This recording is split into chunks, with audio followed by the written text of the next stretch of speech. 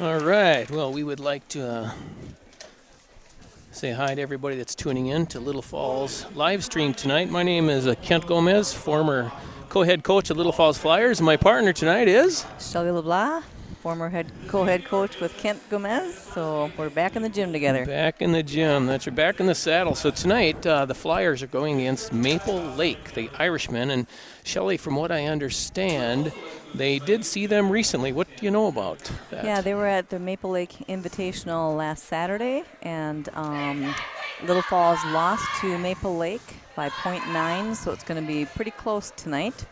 They also will see each other in conference meet again too. Okay. Well, I don't know, for you people that are tuning in, I don't know if you know much about how the gymnastics program is working here, but we start out, when I say we, I'm referring to Little Falls, the varsity is starting out on vault. And then while we are on vault, we're starting with the varsity vaulters, then Maple Lake is starting out on uneven parallel bars. Just a little bit of information about the vault apparatus itself. When people are looking at the vault, and when I say people, the judges, for varsity vault, they have 2 officials, 2 judges, and then for JV, they have 1. This is a little bit different than when we used to be coaching, Yes. Shelley. You want to talk a little bit about differences there? Yes, what they've moved to, when Kent and I were coaching together, we had 4 judges for the meets. So we used to have a JV meet at 6 o'clock. It would be done by 6:45 because there'd be 1 judge on each event and everything would be going at once. So it was pretty quick. But now we've moved to 3 judges. I believe the coaches in the conference, and also I think some of the schools preferred to go to 3 judges for savings. And so it's a little more confusing rotation for people. So go ahead. Yeah, well, we have the advantage of having a program in front of us and, of course, some knowledge of how this thing works. So we can kind of understand how it goes. But for those people at home, they're just watching what's going on and trying to figure out the circus that's about to happen here. Right. So. Well, one thing to let you know of is that after or before every rotation, there's a 3-minute touch warm-up. So there will always be a 3-minute touch every time the gymnasts move from one piece of equipment to the next. So.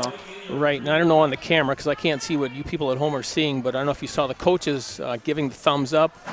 So once the coaches from each team gave the thumbs up, then that started the timer and they could start their touch warm up here. So again, we have Little Falls Varsity on the vault now. Yep. Often from a coach's perspective, we need to make sure that the equipment is at the right measurement, the right setup for the gymnasts, and it can be very different. Callie Shermers is going on vault right now. She's very tall, so she's got the vaulting table a little bit higher than, say, the others. So they usually warm up per, for each, for their setting, for their equipment. Right, yeah. right. When you're looking at the vault, there's some different phases of the vault that the judges are looking at. They have the first flight phase. For those of you at home don't know, that's how the body is positioned as it leaves the springboard off of the floor.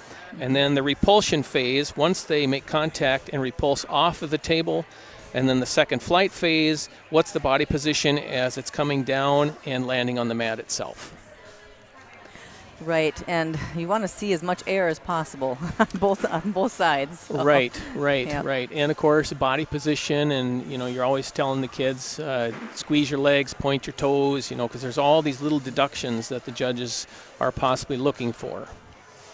And, of course, the steps after you land. That's always, we're always looking for a stuck landing. And so a lot of people will say stick it to encourage their teammate to not step after the landing, because it's a 10th for each step. Right, which, when you think about that, Shelley, this last Saturday, whether it's little tenths from steps on vault or if it's as we get to the beam later and falls on beam or other different little things, those little tenths add up. And, the Flyers lost to Maple Lake on Saturday by only 9/10. So when you think about all the little things that hopefully have been corrected now in their routines or in the vault itself, hopefully they can pull off the win tonight. That would be great, yes. I'm just going to give you a little backstory here. We're about 41 seconds left here, I think. Yes, the girls started out this season with in real good health and raring to go, lots of confidence. Over the Christmas break, there was a lot of sickness, influenza B. A lot of girls weren't able to practice during the break, and now we've got injuries. So tonight we've got, I think, 3 varsity girls that are not able to compete tonight. So we are very lucky this year. I know Rochelle was saying how deep the team is, and that's a good thing to have when you've got injuries like that. Right. You know, I always used to say that your weakest player is actually the strongest you can be in your team, because you sometimes have to pull those kids up, and that's exactly what's happening here for the Flyers. Right, right. So it looks like Flyers vault. It's starting with Libby. And because we're sitting too far away from where the vaulting table is, I don't know what the vault is that was called, but I guess we'll take a look here and see what we can see. Okay. Okay. So looks like a half on, half off. Shelley, perspectives on that vault? Yep, she had a good pre-flight, pretty good repulsion off the vaulting table, and a little bit low and sitting back for the landing, and she took a step back. So that'll be a little bit of a deduction. So. Right, so maybe just a little more repulsion off the vault and help her stand it up a little bit better. Yes. So in a moment here, you'll see the judges flashing their scores for that half-half. 8-0, good. So we have an 8-0 being scored. If you can tell me, what is a half-half worth? If you got the book next to you. Oh, she just went again. And a little bit better, one forward step this time. So. Right, and I don't know what the judges are going to, I mean, when I looked at that vault, to me it looked like a quarter, 3/4, because she hadn't made that first initial half turn, but, you know, maybe Rochelle or the coach called a quarter. You know, I guess I don't really know, so without having access to that information, don't really know what was called, but we'll see if the judges score that one a little bit differently. So according to the book this year, in the book, when we refer to 8-3, so good. Mm-hmm. So when we refer to the rules book, as Shelley knows, there are so many rule changes that happen over the years. I mean, when I first started coaching way back, and Shelley was a gymnast way back, Nice. you know, the kids weren't doing a lot of these tougher vaults that you're probably going to be seeing tonight, but a half-half, according to the book now, is a 9.6 if you were to do it perfectly, and our score is 8.3 as I understand it. Yes, and we just saw Talia Kraft going. Both Libby and Talia are from Pillager. We're co-oping with Pillager now, so we've been very fortunate to have them join the team. So. Yeah, it looks like we have an 8.2 and an 8.3, so her average would be an 8.25. Mm-hmm.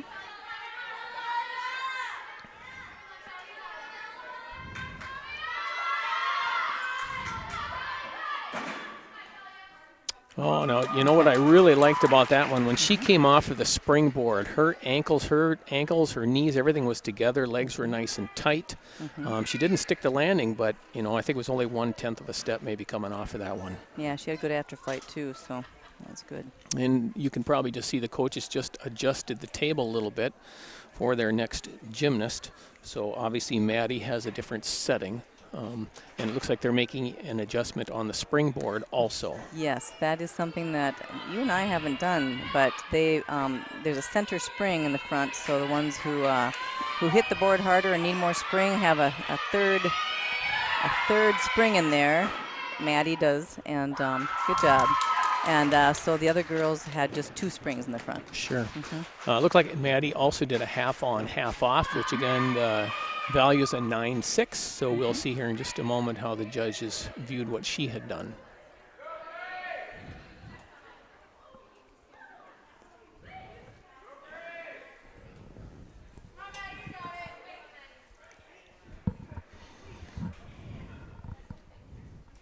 We've got an 8-1, yep. I don't see the other one yet. And an 8-1, yep, okay. And you can probably hear all the cheering from her teammates in the background.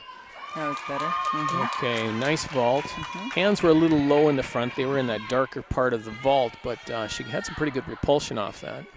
Yeah, and when they land it too, they're looking for straight body landing. They don't want you bent to the hips too much. They don't want you squatting down too much. So there's deductions for all that. So. Right. And I see she has an 8.2. Okay. So when we look at these scores, she's doing 2 vaults. They're going to take the higher score of the 2 vaults, and that's going to go towards their team score.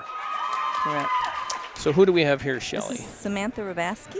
What do you know about Samantha? Samantha, this is, I believe it's her second, it's her second year. She started as a 7th grader last year, and she was very sick over the break. So it's almost like she's starting over again after break. Little recuperation time here, huh? Yeah, she's a very, very strong gymnast for the team this year, and I know it's been a struggle a bit for her this week to try and get back in. Yeah, again. well, for those people who are at home that have been sick this season, you just know what it's like to get well, and then you're trying to compete on top of that. Right. Your body is maybe not quite at 100%, and your mind is there, but your body's just saying, I don't know if I'm quite ready for this. Yep, okay. A little bit low landing and step back, so we'll see what they give her for this one. But, yeah, she's been a real hard worker for the team this year. And I'll be honest, I haven't really been seeing what's going on over on the unevens with the other team. But I don't know if you've seen any scores or anything over there, Shelley. But no, I have not. Looks like they may be done over there, or they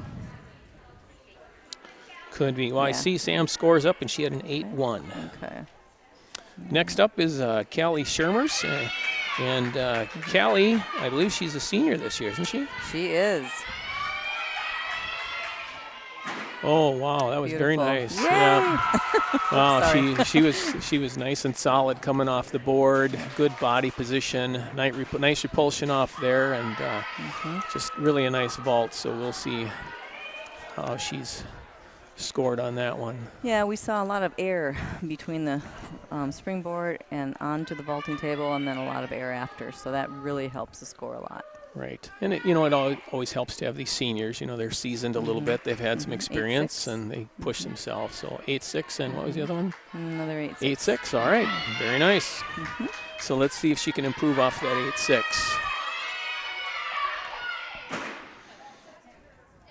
All right, she stuck that landing. That was nice. So, many times when we were coaching and the kids were doing vaults, sometimes they had another vault in their back pocket. So let's say that you had one of your gymnasts that was working on a half full, and if they did their first vault, which was a half on, half off, and they did it really well, we would then make a decision, is it going to hurt to go for that half full and maybe get a better score? So thoughts on that? Well, as we've done that many times through the years, and you're always risking not being as clean when you're throwing a new and a more difficult skill. So you wrestle with where you might lose the most points. So. Right. But there comes a time where we need to push the girls forward and take that chance. And now they are going to be moving into the second rotation. Yep. Which means it's really weird for us, is because it's different than when we used to do it. But now Little Falls is actually staying on the vaulting apparatus, and their JV squad is then going to compete. So that is a little different for us here, for sure. So when we look at the JV vault, it looks like their lineup is Elise Ballou, and then Emma Plumsky, Grace Wamry, Brooklyn DeSmit-Belfi, Kylie Udy, and Gabrielle Sabanya.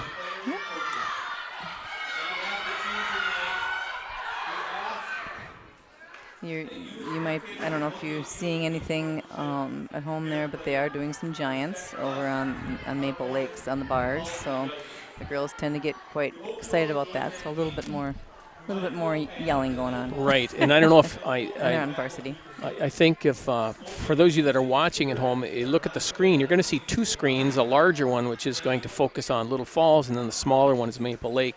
So when you saw on that smaller one, this girl, she was totally stretched out, and she was going all the way around that high bar. That's what Coach Shelley is referring to when she says doing a giant. And right now we are in the second rotation 3-minute warm-up. So that's what's going on right now. So from what I understand, Little Falls is 3-1 in their dual meets this year. That's what I hear, yes. Yep. And they've got a high of 128.4. Right. So, Kent, when you and I were coaching together, we had the team record. What was that score? 137.1, I believe. Yes, it was. Yeah, back in the day, right? Back in the day. So I was actually very impressed with how high this team started this season. Very, very impressed. So they are moving on up. If they get if they get healthy again, there's a good chance they will certainly break 130 this year. Yep. Yeah. And so this is Parents' Night, and I didn't look at the schedule, so I'm assuming this is the last home meet for them.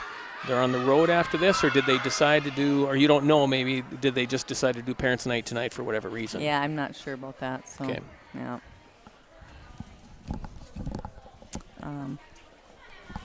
All right, so we've got just about 50-some seconds left.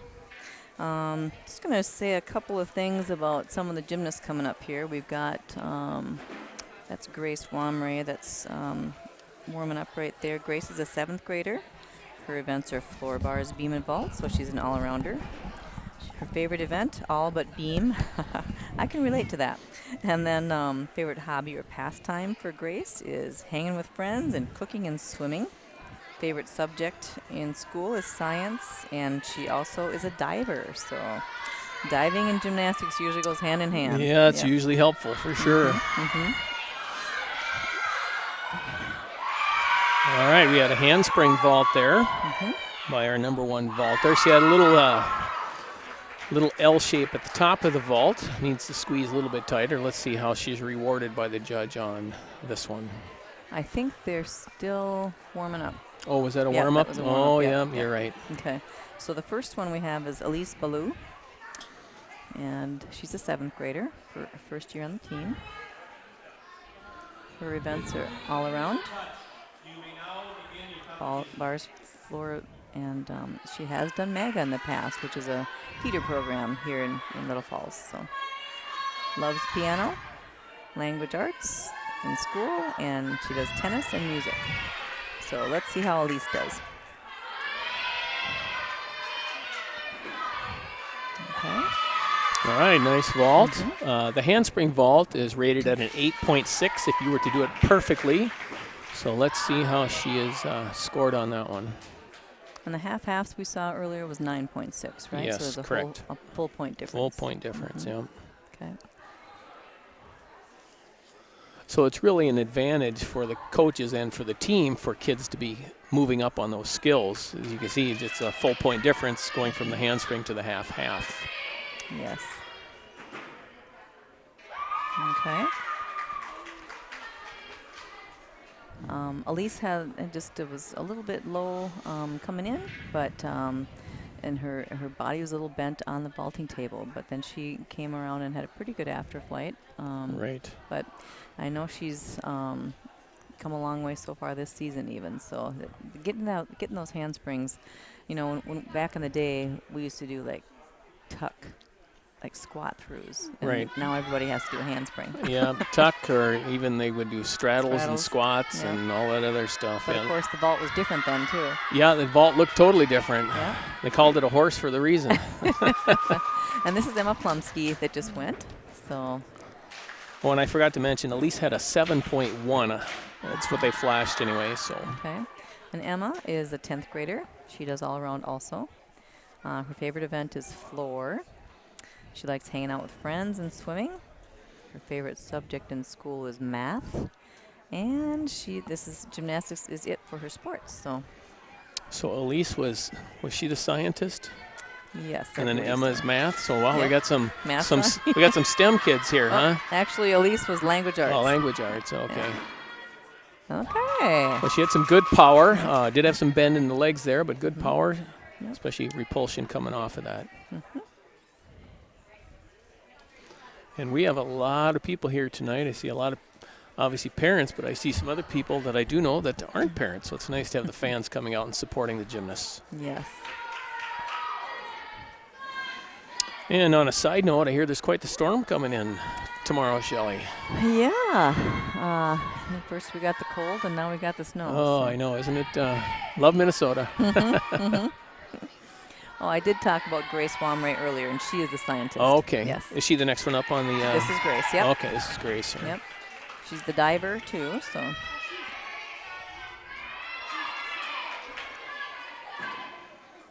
Okay. Oh, that was pretty nice vault. Mm-hmm. Yeah, and she looks like she's satisfied with that vault. What grade was she in? She's a 7th grader, so it's her first year on the team also. Oh, okay, yeah. Mm-hmm.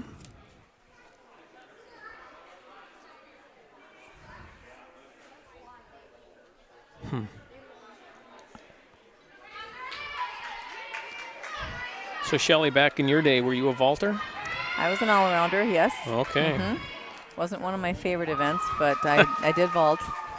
You know, it is interesting how you have all these different kids on the team, and how I suppose it's like anything else. Some kids, you know, they just love the vault, or they just love the beam, or they just love the bars, and then they just detest or don't like one event. And Yeah.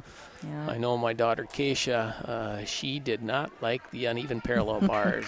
That just really bothered her. Yep, and that was my favorite event. That was your favorite event. There you go. Yep. So, okay, we've got Brooklyn up now. Oh, yeah, that was a nice vault. Well, she is Yeah. very strong on that one. Did have some bend in the knees a little bit, but nice, strong vault from Brooklyn. Brooklyn is a senior this year, so we're going to miss her. She's a captain, and she really encourages the girls and gets them going. So we going to miss her next year. Right. Her events are floor and beam. Favorite is floor. Oh, and I guess she's vaulting too. Just add that one, yeah, right? Add that one, yeah. There She you must go. have been pulled over today.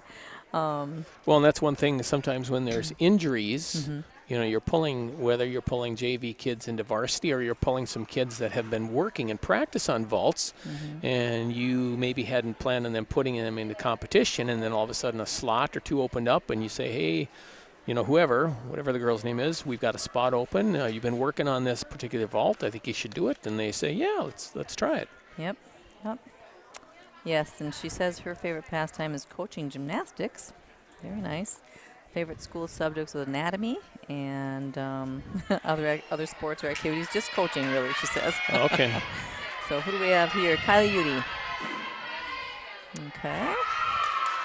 All right. That was a really nice pre-flight for Kylie.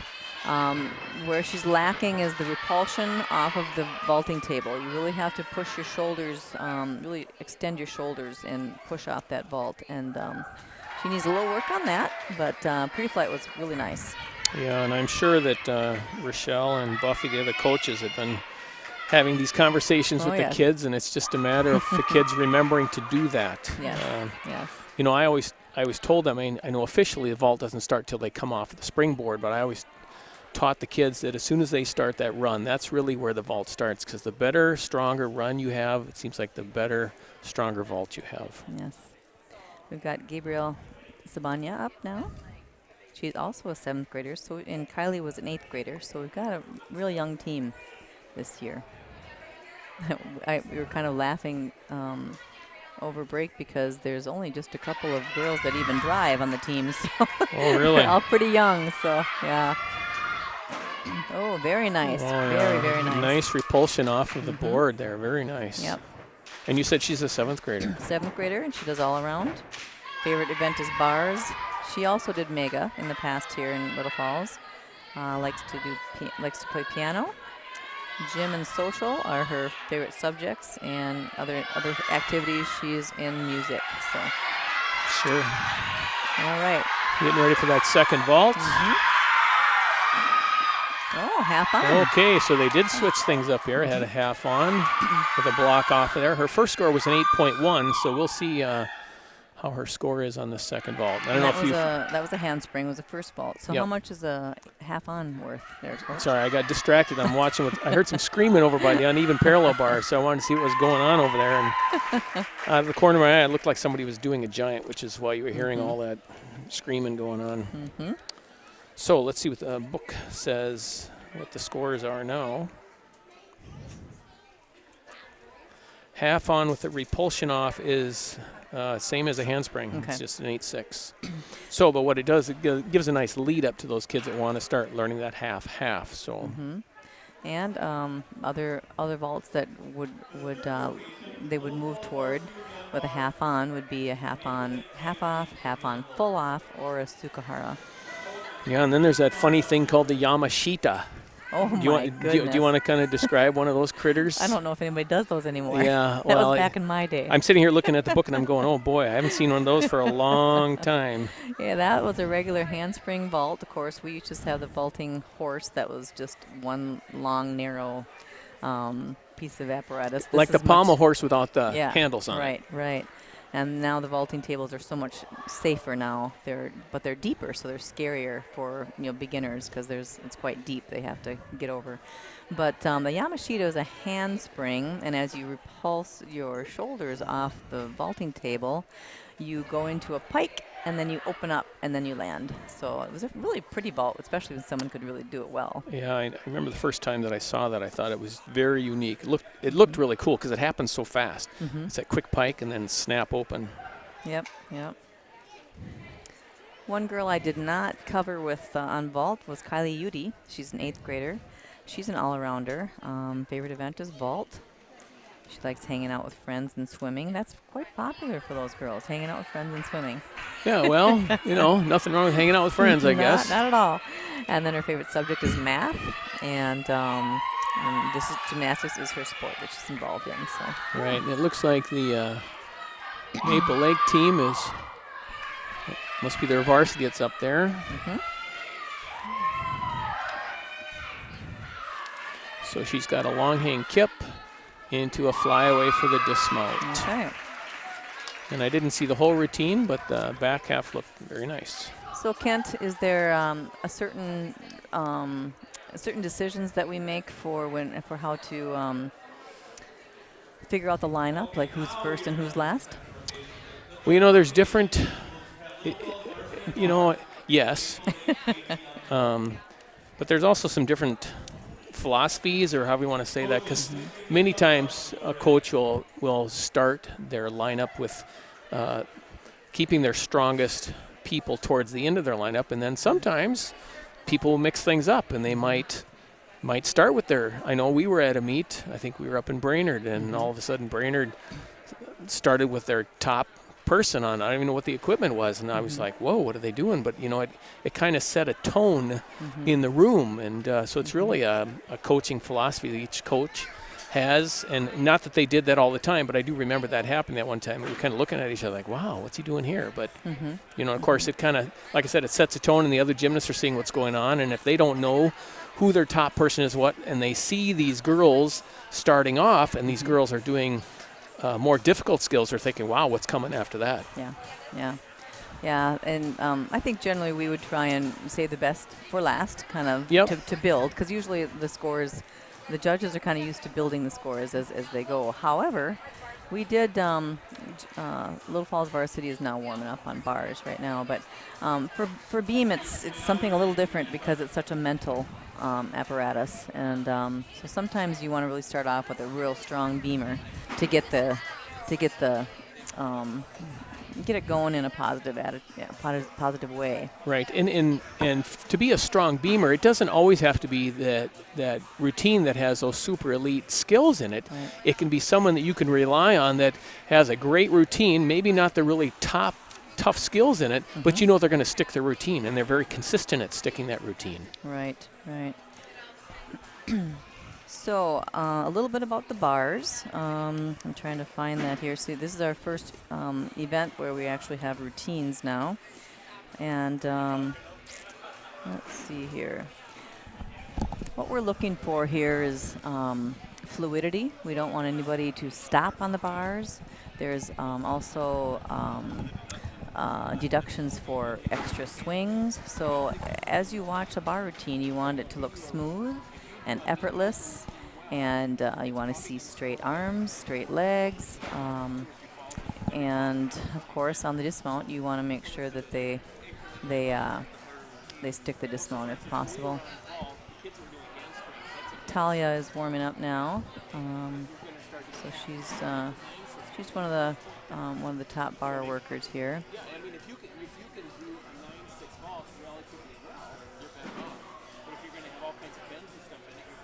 Bars is the most difficult event in women's gymnastics, especially with the high schoolers here. You see a lot of, if you ever watch Olympics or elite gymnasts on the bars, I mean, they are doing giants and crazy release moves and things. And it takes so much time and so much strength to get to that level. High school just doesn't have the time to really build that in the short 4 months that we have. Certainly gymnasts who work out during the summer or off season and continue to stay in shape really have an advantage. Maddie Dean, who just dismounted, she does gymnastics pretty much year round, so that does help. But I don't know, I'm kind of a fan of three-sport athletes too, if they can do it. Yeah. Well, I have to kind of jump in here. I was offline here for a moment. I was talking with the head table here, so I didn't hear everything you were saying, but I just wanted to go through. Unless you already, did you talk about the requirements that No, were? you can go ahead and I just talked a little bit about it. Sure. Okay. So the event requirements for the uneven parallel bars need to have a superior release or flight element, one direction change, need to have a kip somewhere involved in there, so you can have a kip on the low bar, a kip on the high bar. An element that achieves at least a 20-degree or passes through vertical in a stretch position, and a superior dismount. So judges are looking, I mean, there are so many different skills. When you look at a well-balanced bar, bar routine, it has so many skills in there. Like right there, she did a long hang kip. She's got a back hip circle. Looks like she's going for a dismount. Nice flyaway. She had nice distance off of that. So nice routine. Obviously little things here and there, but really a nice routine for her. Good job. And Libby is moving up from JV because we are short, I believe, one bar worker, I think. So, yeah, that was great. I might be mistaken on that though. So I might. Oh yes, Ashley's off. So Ashley's usually on bars. So.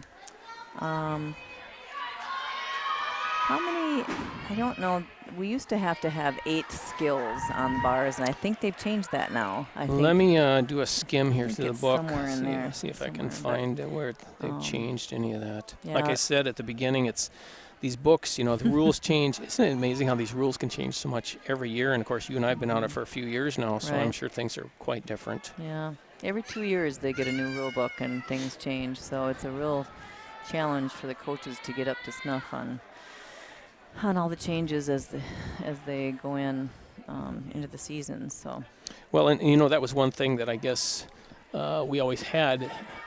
We'd go to these coaches meetings in the fall where we would sit down with the judges union and they would go through the rule book with us and tell us about all these changes, and we would highlight these in the book and make sure we try to implement these things. So we've got Sam Rabaski waiting for the judge, and there she goes. So, well, I'll let you talk about that while I sit and try to find element. There it is. Okay. 8 to 12 elements, it said. So it's a minimum of 8. Okay. So she must, I didn't see it, but she must have done a kip switch or something. Yep, she did a glide switch, and then she just did 2 long hang pullovers, a little extra swing there. Nice high flyaway. All right. Just a little backstory on Sam. Since she came back from being sick, she kind of got a mind block on the flyaway and couldn't throw it. Oh, so boy, we've been there. Yes, and this is a big deal that she did throw it yesterday in practice, and she did a great job on it today. So yeah, well, it's nice that she has that success, especially in a meet then. Yes, for sure. So Samantha is an 8th grader. This is her 2nd year on the season on the team. She's an all-rounder. Her favorite events are all but beam. I can relate to that. She likes hunting, fishing, swimming, baking, outdoors, water skiing. So she's kind of a go-getter. Loves math and volleyball, track, and weightlifting for other sports. So another mathematician for the schooling. One of those STEM kids. Love to see that. I see. What's a STEM kid? Science. You were a teacher. Science, technology, mathematics. Okay. Those kids that. So it looks like we got Callie Shermer's going to be coming up in the bars here shortly. Shelley, what are your thoughts on, many times people are thinking about gymnasts being these smaller, not quite so tall kids, and Callie certainly isn't that. No. She's very lean and tall and very muscular. What are your thoughts on the taller gymnasts? Well, let me tell you, I've seen many gymnasts, and as you can attest to, quit once they start getting taller. And Callie has been. She's just. I mean, usually when the bodies change and the center of gravity changes, it's really hard to learn your tricks kind of all over again once you've gotten all that height. So, but Callie's been just she's just a really talented athlete, and so she's done very well with that. And it's a lot more legs to to get around. To get around, yeah. You know, I think the first time I saw a super tall gymnast, we were at Gustavus Adolphus. Okay. Oh, here she goes. Okay, here's Miss Callie. So she's got Nice kip. Nice straight legs, straight arms. Back hip to a pop-up. Oh, got an uprise going in there with the long hang. Now the long hang kip. Long hang kip, so we got back-to-back and then a back hip. And a fly away. And boom. Oh, and she sticks that. No Very extra good. steps, so no deductions on that. Good. So back to my little story, that gal from Gustavus Adolphus, we had gone down there, took the team down there just to work with some other kids, and there happened to be a meet that night with college kids, and there was a really tall Gustavus Adolphus gal, and she was getting ready to do beam, and I thought, wow, what is this tall gal going to do for a beam? And she was facing the beam, so you're looking at it from the side, so you got that whole width of the beam, and she was standing on the springboard sideways with the beam, and she bounced off the beam and jumped up on there and landed in the splits. Oh, wow. On top of that beam, and with being so tall, her legs, it seemed like they took the whole beam. But you know what? She carried herself so well. She was so much fun to watch. You know, those really tall kids, you know, if they can pull it off, they can make a routine look really nice. Yeah, Gustavus used to have a great program down there. So up on bars waiting to go is Maddie Dean. She's a 10th grader. She's an all-arounder.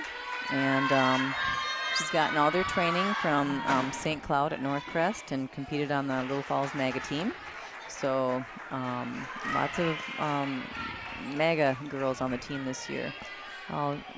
Glide, kip, switch, glide. Back kip to a soul circle. Okay. Is that a basket? It was a basket. Yep. Did an uprise there. Back hip. What's she going to do for a dismount here? So we got long hang. Beautiful layout, flyaway, I back believe. hip. We're waiting. Oh, Very that is a nice layout. Very Yep. nice. Yep, good job. So her favorite event is floor. Some of her pastimes and hobbies are swimming, baking, and reading. Her favorite subject is English. That was my favorite subject too. Math wasn't my thing. Math was my thing. I It love was. math You and did. science. Yes, I did. Oh, that's good. I wish I would have loved math, but.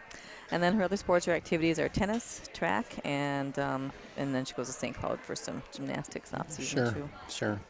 You know, I was thinking about her routine. It really flowed. I didn't really notice any breaks in that routine at all. And when we're talking about breaks, it's like there's a pause between skills. And of course, when you do a pause, you're going to get deducted for that pause. So you people at home, as you're watching this next routine, and I didn't. Who is up This next? is Talia Kraft, and Okay. she's from Pillager, and she's a strong bar worker too. All right. So we'll be watching her and just be looking to see that the routine is flowing, that she makes all of her connections. There's not really any pauses or stops in there to warrant any of those deductions. Right.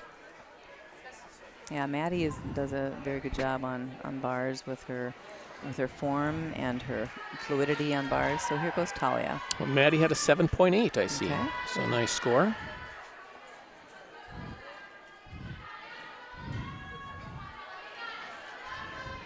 Straddle switch. Back hip to a pop-up, going into the long uprise. She does some real nice. pretty uprises. Oh, look at that. Yep, very nice. Yep. Push away, long hang. Okay. And dismount. And there we go. Fly Nice away. flyaway, and she sticks that routine. Very good. Didn't notice any pauses or extra swings or anything in there, so it'll be interesting to see how the judges score this one. I believe Talia had a bit of a mind block with those flyaway dismounts earlier in the season, so this is good to see. Well, I noticed the coach kind of stepped in there. Just if nothing else, the gymnast sees them there, and they just feel a little bit more confident. If you had a mind block, you just need to, that extra boost of confidence, knowing your coach is right there, just in case. Yes. Not that we ever had any just in case moments when we were working with kids, right? Right. Oh yeah. I think I stopped spotting flyaways for a while because I had a scary one that happened, and but then you kind of took over for a while for me. Yeah. Well, you know what? The thing is, when you're spotting kids and you're out either on the floor or what, the bars, whatever it is you're at, you don't know. You have to be prepared for anything. Right. And you just never know when they're going to get a mind block or they're going to forget where they are. There was a gal that I had, this was years ago. I think we were in the central office gymnasium. Okay. And this gal, she was doing a tumbling pass, whether it was 2 handsprings and a tuck or 1 and a tuck. And you're kind of following along with her. Back tuck. Yeah, back tuck. And I wasn't like right with her. I was just kind of watching. So she knew I was in the area. And as she went up, she didn't pull. She stopped. And you, as the spotter, the coach, you've got to react so quickly. And I jumped in there as quick as I could, because if I wouldn't have, she'd have landed on her head. Right.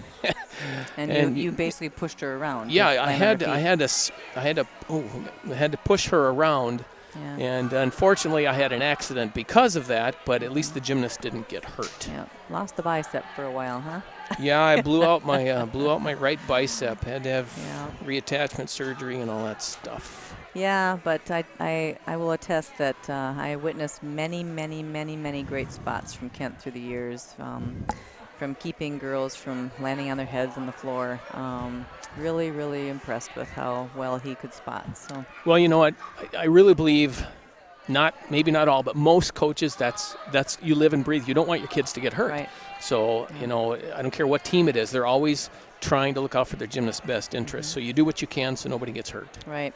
So they're waiting to start their 3-minute touch for JV bars now, and it'll be varsity vault for Maple Lake. But I'm going to talk a little bit about the equipment that we used to have. We used to be up in the mezzanine of the high school and have to the floor mat and the whole floor exercise area. We started out with just, I think, a foam mat, and then it was like wrestling mats. Right. Yep. They would back in the day when you were competing and I was started my coaching. We would get the wrestling mats and we'd roll them out. You'd tape them together. Yeah. So that is what? I don't know. What is a wrestling mat? 1.5 inches? Yeah. And it's not like super gushy foam. And you'd roll that baby out. And a floor, by the way, is 40 feet by 40 feet as your competitive area. So you've got this huge expanse that the kids, they're going through their touch warm-up, so we'll just kind of keep yammering here. Yeah. But you'd get out there and they'd be working on that. Well, things progressed, and I can really thank Coach Shelley for this, because years went by and we were frustrated because so many of the teams that we were competing against, they were coming from spring floors. So how's a spring floor constructed? Well, you've got 4x8 sheets of plywood. You've got more than one layer. So the bottom layer has, each sheet itself, I'm just going to guess, has 20 springs. I really don't know. They're just covered with springs. Right. And that's laid out in a specific diagram in a specific way. And then you've got another sheet or another layer of 4x8 sheets that go over the top of that, but they're put down with like a Velcro stripping. So they attach to the bottom. And that's just to give that extra rigidity and extra strength so that nothing breaks when the gymnasts are doing their tumbling. And then on top of that, then comes another 1.5 inches of foam. And then on top of that becomes what everybody at home sees. It's a really nice carpet with a big white stripe going around it. Yes. So, and that's, I'll be honest, that's because of Coach Shelley, because she really pushed for getting a spring floor. And I don't know who our AD was at the time here in Little Falls, but I think Mike Ratzlaff. Mike Ratzlaff. Yeah. So he was also instrumental in making this happen so that the kids could then have a spring floor. And when we first got that spring floor, I remember, we were using the mezzanine at the high school at the time. Well, it couldn't accommodate this whole floor. So we would take up about 2/3 of the floor to practice on, which was great, but at the same time, it was hard for the kids to do their entire routine as it should be done in competition, because when you're doing routines, you're going crisscross ways and straight forward and back along the lines, doing different skills. They could only do that one way because they only had one way to do the entire. Well, and usually on one side was the brick wall, the other side was the railing to go over right. to the gym. Yes. So it was kind of it was a challenge. It was a challenge. We made it work, and then, of course, when it came time to a home meet, all of that equipment was upstairs in the mezzanine. We had to get it downstairs. Yeah. And that was amazing and we did that for years. I'm glad it was when we were younger because there's no way I could have handled it toward the end. Oh my gosh, yeah. Well, you know, we had this huge lift where we'd stack all the things from the floor and we'd wheel them over to where the lift was, and the lift would lower it down. It took us probably an hour and a half, if not 2 hours, to get all the equipment down, to get the floor set and the whole deal. Then we compete. And so you don't get done from a meet until, 9:15, 9:30 or whatever it was. And then guess what? All of that had to go back upstairs again. And the spring floor was a tremendous amount of work to just move that bugger up and down. And the parents were very helpful in doing that, but it was exhausting. And it was nice to be able to have a nice spring floor for the girls. And now I'm looking at the equipment. Okay, we're going to start here with JV bars, and this is Emma Plumsky, I believe that's up. Yep, looks like Emma. Mm-hmm. I think we coached a Plumsky earlier on, didn't we? Caitlin. Yep. Remember Caitlin well. She always had such a positive attitude. Yep. We used to call her Plumber. Plumber, yeah. Great Good job. Good job, Emma. So I can remember when our program was relocated to the old central office area where we had a full gym. Yeah. And I remember after that first competition, I don't even know who it was, the meet was done, everyone was leaving, and at this point in time, for years, you and I would spend the next hour and a half to 2 hours getting all the equipment back up to the mezzanine, and I think either you looked at me or I looked at you and we said, let's go have some pie. And we shut off the lights, and I think we went to Perkins, or who knows where we went, and we celebrated not having to put all that equipment away. Oh, my goodness, it was such a blessing. And now I see, now who do we have Kylie here? Udy is who it looks like to me, yep. So she did a back hip circle and her dismount. I didn't catch the first part of it, but we've got to quit talking so much. Yeah, I know. Yammer here. Well, what I was going to say really quickly, though, about the equipment is that now in this gym, which, of course, we found because the other gym was being torn down. We were fortunate enough to find this building before it was all finished, and so we were able to put a in-floor pit so the girls can tumble into the pit, and it's a safe way to learn new moves. But what they put in a few years ago was a tumble track, so it's basically tumbling on a trampoline down to the pit. And so what that does for the girls is they can put in lots and lots of repetitions without the pounding on their joints, and it's really helped them a lot. And the coaches don't have to spot so much anymore. Okay, this is Katie Watala up. And Katie comes from Piers, so I'd love to have her here. So we've got back hip on the low bar to a pop-up, and she's working on a long hang pullover. Pullover, yeah. Didn't quite make that, so let's see what the coach gets her up there. Coach there Buffy. Okay, get her around. There we go. Yeah, bars are tough. Okay, and she dismounts and goes through there. dismount. Good job, Katie. You know, it'd be interesting if we could look into the future and put her senior bar routine and put it up against this, because people at home would really recognize the difference. Yes. You know, when you think about those kids starting out as a 7th grader, whatever that routine may be, and then their senior routine, you know, all those you talked about repetitiveness of whatever it was skills they're working on. I don't know if people realize the hours and hours and hours of time that it takes to build and get some routines put together. So put all those skills in there. So we've got Grace Wamre up now. Oh, so I think she just got a new kip, so that's pretty exciting. Right. That's a big deal on bars, so. Good job. Long hang pullover. Back hip circle. So in these routines, this is probably where it's going to be a little more noticeable for those folks at home, where they can see the pause. Yes. You know, because they're the younger gymnasts and they're just getting some of those skills put into the routines, and they're doing an awesome job with it. But along with that, that's where the judges are taking some tenths off here and there for those pauses and stops. And they're not able to do nearly the skills that the varsity is, but it's all a building toward that. And you know, we all have to start somewhere, and It's great to have. We've got a really deep JV. Remember when we didn't have any bar workers hardly at all? Oh gosh, those were the days. It was tough. This team loves bars. I can't believe they've got so many bar workers. So Well, that's a nice problem to have. It's so nice to have a problem of so many kids you can't get everybody in the rotation. So this is Valerie Tenold. This is, I think, her first event that she's been on this tonight. So now she did a back hip circle, and from what I could tell, boy, her legs were nice and tight, pointing those toes. Did a long hang pullover. Look at her legs. See how nice and tight her legs are there? So you folks at home can see that too. And a really nice back hip into her dismount. So they're working on a flyaway with her, and she doesn't want to let go. So it's a scary thing to start. Well, and you and I can remember those days with some of those gymnasts where they just don't want to let go. And, you know, we'd take them over to the strap bar over the pit, and we would get them going, and then pretty soon say, you know what, just let go, and just you're going to fly into the pit. It's just a big, deep pit full of foam blocks, so they really don't have to worry too much about getting hurt. So that's the biggest thing, is for them to gain that confidence. Yep.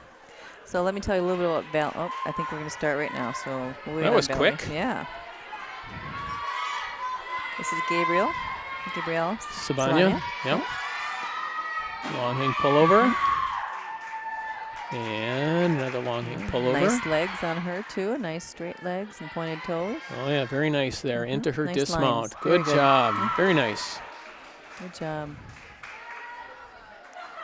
Yeah, I think the fact that there's more bar workers is goes hand in hand with that MAGA program that they have, and it really helps get the girls going on what they need to get going with high school rules. And they often, I believe they compete too, but I don't know if they've done that the last couple of years or not. But okay. We got our next gymnast here. It must be Elise Ballou. Yep. Yes. Now, the first time I saw Elise, her beautiful toe point was so pretty. Boy, she has such long legs. Look at those nice long hang kips. Yeah. Pointing your toes into her dismount. Very nice. Yep. And nice connections there too. So I think the JV is doing really well on bars. I think quite strong. So it'll be fun to see how these younger girls really start, moving through the years. So good job on bars. So Coach Shelley, how long were you part of gymnastics? How long was I part of gymnastics? Well, let's see. So you were a gymnast from age, 2 until? 4th grade I started. 4th grade, so you were like a 9 or 10-year-old. And I went through the second year of college at St. Cloud State, and then they dropped both the men's and the women's programs. So I was in the midst of my college career when they dropped the teams. Okay. Yep. And then you started doing some coaching, as I understand it. Was it down in the St. Cloud area?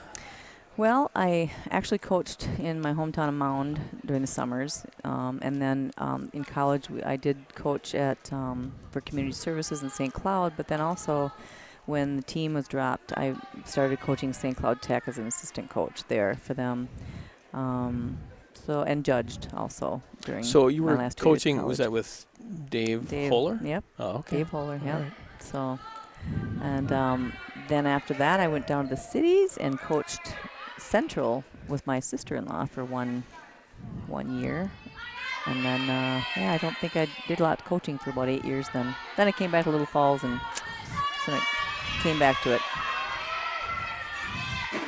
How about you, Coach Gomez? Well, interesting story. So when I first started teaching here in Little Falls, I was not a gymnast. But the head coach at that time, her name was Jane Haas, she was pregnant, and they needed someone to spot the kids.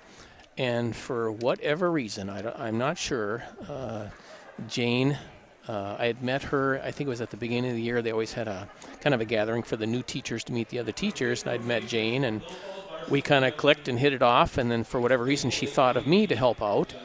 And so she asked if I would help out with some gymnastics. And I said, well, I don't really know anything about it. I was a basketball player. And she said, don't worry about it, we'll teach you. And I'm like, oh, okay. And I kind of always was the kind of guy like, I'll try everything once, and then from there, if I want to keep going. And long story short, and 33 years later, I was still coaching.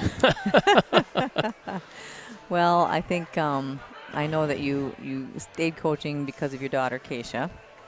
But what I was really, really, really, really happy about is that you waited until my daughter, Rochelle, was done Well, that was kind of the deal. I felt like in my heart with Rochelle coming up, because I think was there 5 years between them, or I think so. somewhere in Something there. like I think that. it's 5 years, because it certainly is fun when you have your own kid on the team and you're coaching them, and then Rochelle was like my own kid, and I'd grown up with her. We've been family friends for a long time, and Keisha was like a daughter to me too. Absolutely. And so when I saw her coming up, it's like I can't. And you know what? I wasn't ready to be done anyway. So I had no problem sticking around. That's for sure. Yep. Now we're going on to varsity beam here, and there's always a team that their one event is a little bit weaker than the rest. Well, beam is it for this team. They really struggle with beam. They've been working hard. I believe on Saturday at the Invitational they lost 3 points from falls on beam. So that's huge. And what did you used to say about the team with beam? If you can stick your beam routines, you're probably going to win the meet. I'm just a real believer in that. And I saw Coach Rochelle, whoever that girl was just a couple times ago, she wasn't very tight. And so I could see her go up and kind of tapping her in the tummy saying, you got to suck it and you got to tighten it up, because if you're loose up there, you're going to fall. Yep. Yes, and so Rochelle asked me to come in this week and help her with beam. And the girls are really working hard on beam this week, so I'm hoping it pays off for them. This is Talia doing a back handspring now. Good job, Talia. Okay, this is she does the most difficult tumbling on beam. Maddie is also difficult with a round off.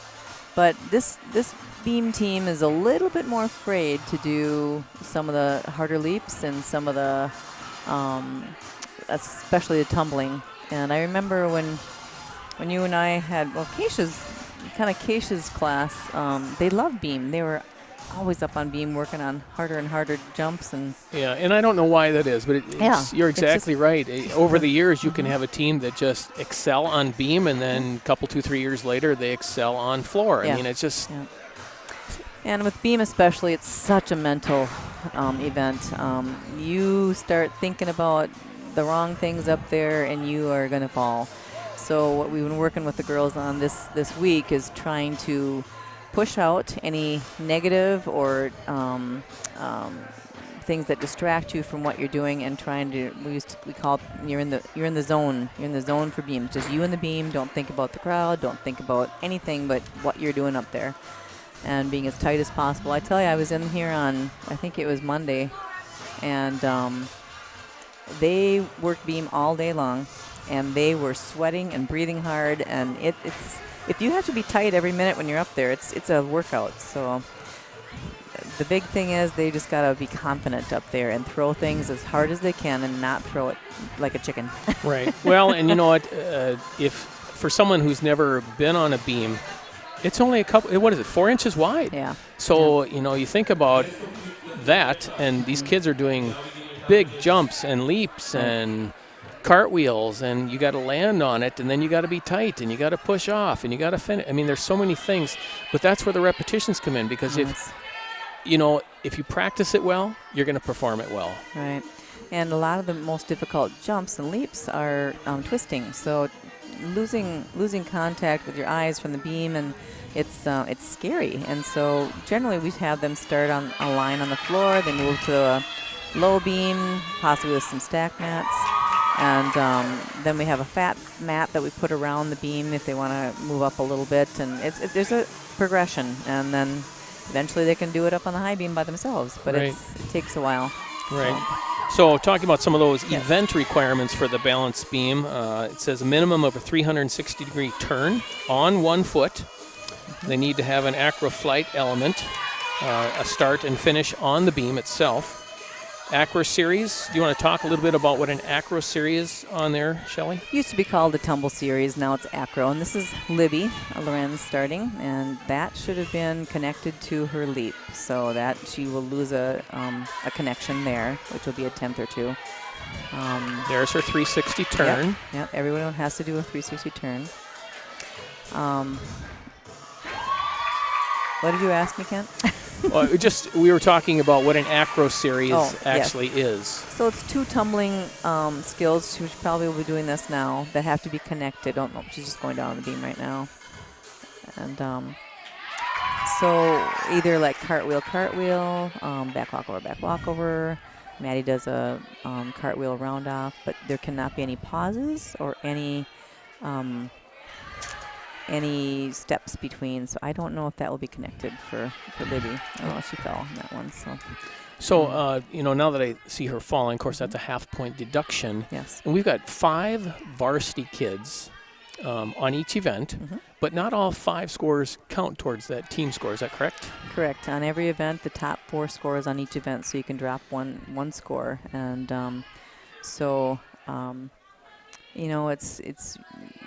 it's really, really important that they stick their routines and make their connections to. All right. Good job, Libby. So I think she only had 1 fall there. And obviously she had some pauses and some stops and those kinds of things. So it'll be interesting to see how the judges score this routine. Of course, when it's varsity, we have 2 judges. So each judge scores it independently, and then they look at each other's scores. And if there's too much of a separation between those scores, then they have a little powwow to talk about what did you see and what did you see and where can we get together on this. Right. And we are, I think, missing 3 varsity beam girls. Which means we pulled up JVers then for our varsity competition. Yep. So Kylie Turvo, Avery Schmea, and Ashley Hagan all, I think, are usually on the varsity beam. So the JVers are coming up and doing a good job to fill those gaps right now. And this is, let's see. Oh, okay. So we had Libby first and now Gabrielle Sabanya. A little bit about Libby, and she's a 9th grader. Again, she's from Pillager. She does all around. She loves floor and vault, sports, TikToks, baking, hang out with friends, snowboarding. She likes to do a lot of things: skiing, swimming, for pastime. TikToks. Do Wow. you know what that is? I do know what that. And we're not talking about we folks at home. We're not talking about the clock. What is it, Coach? So a TikTok is when a gal is doing like a back walkover and she goes right back into the front walkover. I don't know if that's what she means on this, though. Well, what else would it be? Hobby, pastime, TikTok. Maybe she just loves doing TikToks. Maybe. I don't know. I don't know. When I think of TikToks, I'm thinking That's what I think gymnastics. too, So yeah. there we are with that. So when we're talking about beam routines, they can go up to a minute and a half. Gabrielle. Minute and a half in length. Oh, nice mount. She Yes, stuck very good. that.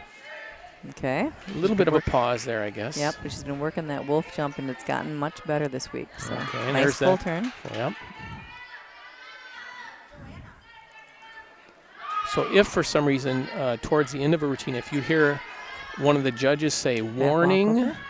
or if you hear a whistle blow, that means we are at 120. Oh, go for it. Okay. Push away. Very nice. Nice back walkovers, but she did pause, and she moved her foot, so that will not be a connection. Not a connection. You people Yeah. at home probably didn't even see that, but just even that little foot move Yeah. takes care of that. Oops. Okay. Well, I know she's been working on putting some more difficult jumps and leaps in, so that was probably a new one. and she does a front tuck Nice. dismount with Nice and one high. step. Mhm. So when it gets to be at 1 minute and 20 seconds, then the judges will give a warning, whether they actually say warning or there's a bell or a whistle or something that lets the gymnast know they've got 10 seconds to finish up and get off of the beam for their dismount. And what we tell the girls is get off as fast as you can, because you get deducted if you're over time. So Right. And talking a little bit about when the kids fall off the beam, that's a half-point deduction. But, I always tried to tell the kids when we were coaching, don't just jump right back up there. Because there were so many times I'd see somebody jump right back up, they hadn't composed themselves, and then they fall off on the other side because they have so much adrenaline flowing. Right. So I just tell them, take a break, because you get up to 30 seconds. Yeah. So Yep. take a deep breath, think about what you're going into, what's your next 2 or 3 skills, and then mount the beam. Kind of get your head back into the game. Get your head in the game. That's exactly right. Now, Callie, our senior here, one of our seniors, I know for a fact she does not like beam. But bless her heart, she's really she's working at this year and doing a good job at it. So I was much the same in high school. I was made to do beam, but I didn't like it. I was scared of it. Well, Then Rochelle was so good at it. So. yeah, and I always appreciated kids like you and kids like Shelly that or like Callie that didn't necessarily like a particular event, but they weren't doing it for them. They were doing it for the team because they knew the team needed them. Right, right.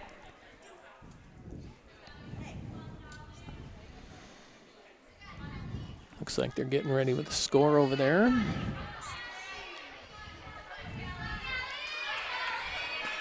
Uh, 6-5, 6-5. And we have Mount into a nice connection. Yep. Full turn. Very nice fluidity. Yep.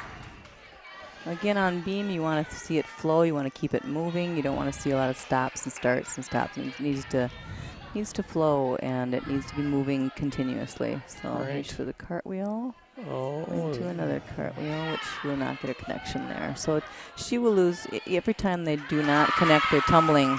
It's 2/10 deduction because it's an event requirement. So that's a new leap too. So good job. Oh, very nice there on that jump 3/4. Yep. And you know, being so tall, she's got such nice lines on her beam. So. So she did not fall, did she? She did not fall. So that saved us half a point right there. Yep. So we have the first step routine of the evening, and I think we started the pepperoni thing with step are they routine. still doing that? I think they're doing sprinkles on a cupcake now. Okay. So what Coach Shelley's referring to is back in the day when we were coaching, we had made this big board that we'd hang in the gym, and it had a big picture of a pizza on there without anything on it. And then when the kids would stick a beam routine, we would take a little emblem that looked like a pepperoni and we would stick it on that pizza.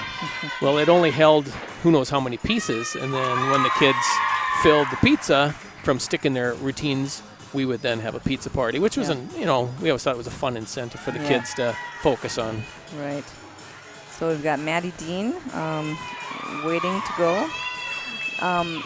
What happens with the varsity is that there's 2 judges on varsity events. So they need to be within a certain score of each other. Yes. Yeah, so like within a half point of each other, whatever. I can't remember the word for it. But sometimes they have to confer because they don't agree on.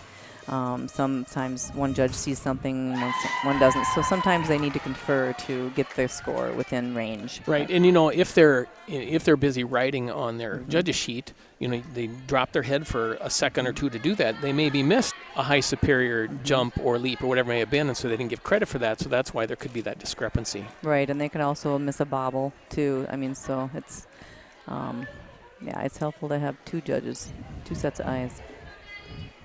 Here goes Maddie.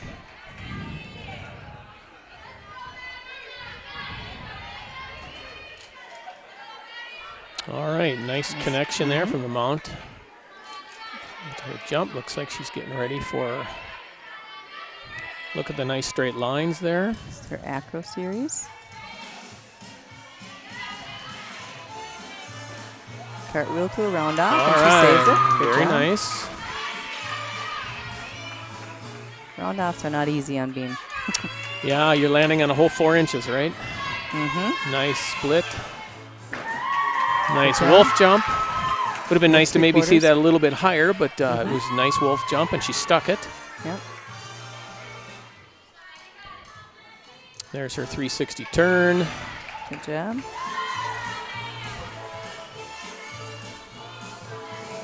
So one thing we worked on this week was some girls weren't getting down on the beam, and they have to be in all levels on beam. Oh, really? So that was new for Maddie.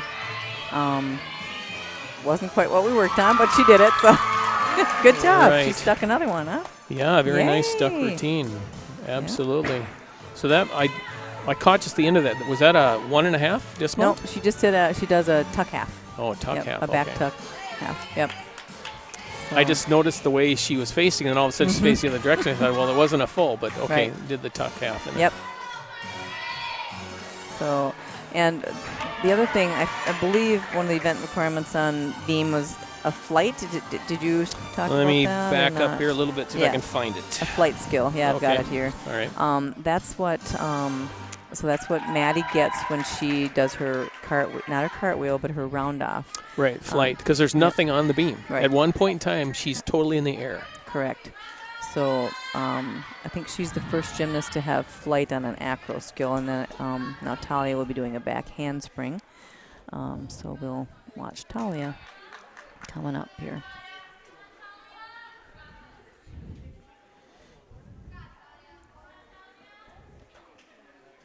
And Talia, I believe you said, is only a 9th grader this year. I believe, yep, she is. She does track, pole vault for other events for Pillager. She's like science. Ah, good. Favorite events are beam and bars. And loves to snowboard and being with friends and gymnastics. So she's an all-arounder. She used to compete for Brainerd if there's elites, Brainerd elites. So yeah. Nice mount. Nice connection. That was supposed to be a ring leap, so she's got to get that back foot up higher. Oh, I see. Okay. Yeah. That's Here she goes with her acro series. She's been working on this. the back handspring or walkover? Walkover, back handspring. There's the walkover. Okay. Little small stop in there, back handspring. And that's the first time she did it by herself. All right. In competition. Good job. Congratulations on that one. Yes, that's a biggie. It is, because there's still a month left of the season, so she can be using that now. Put that in her bag of tricks. From now on, there was a wolf jump. Split jump, yep. Okay, now she's going down on the beam to get that part of her routine down. Was that a recent addition too? I think it maybe, yeah. So, yeah, she's been working on new leaps too. Oh, rats. Oh, so close. Well, but you got to try those new things in order to get better. So. Well, yeah, you don't get better unless you push yourself. That's what she's doing. This will be a gainer dismount. Okay, good job. Very nice. Very good. So now we do a little switcheroo. This is a little bit different than the first part of the meet. When Varsity is done on the beam, they're going to be moving to JV floor. For the 6th rotation, the Little Falls JV will be on the floor, and Maple and Varsity will be on the beam. Coaches, please give me a thumbs up when you're ready. Okay, so floor, some of the requirements on floor that we're going to be looking at here. So when you're looking at a floor routine, you always want to see a good balance of leaps and tumbling, or what they say, dance and acro. So you have to have three different tumbling series. So that's usually when you see them going on diagonal. Those are their tumble series. Normally, there have to be 3 skills within a tumble series that are connected. You can't stop between. But these last couple years, they've allowed, if you have a high superior ranked skill in your routine, then you only need to do 2 connected skills. So, for instance, Callie Shermers does a round off layout 1.5 twisting back. So that she only has to do 2 skills in that tumbling series. Dance series is usually 2 leaps in a row that are connected, and you can't stop or step between. You shouldn't lose your balance between. So if they do any of that, it won't be counted as a dance series, and you'll lose 2/10. These are event requirements during this for this time. Also, we need to see an acro half twist, which means they need to tumble in the air at least a half twist, and that's we have quite a few girls doing twisting this year. And we had talked about equipment earlier, and the fact that we had that tumble track going into a pit.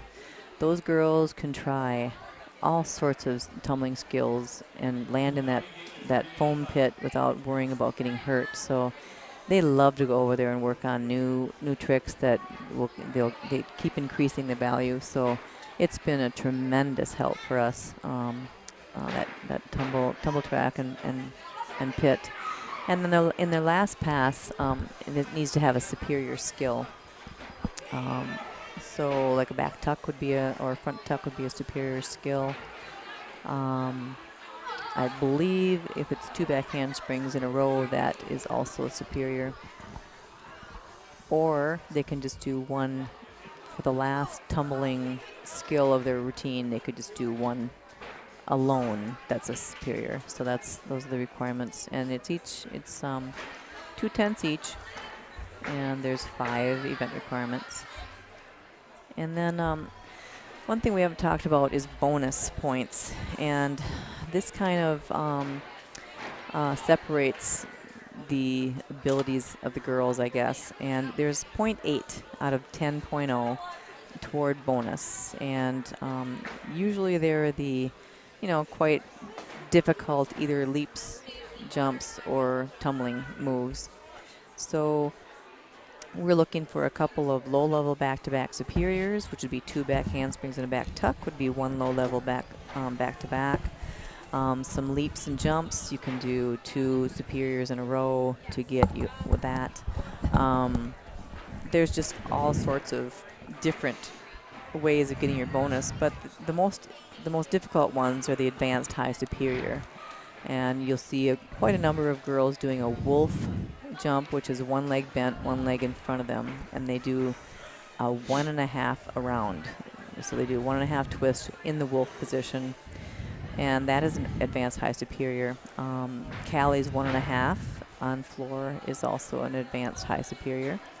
So it's there's a lot of different things you can do, but it's very, very difficult to get those bonus points. So it takes a while.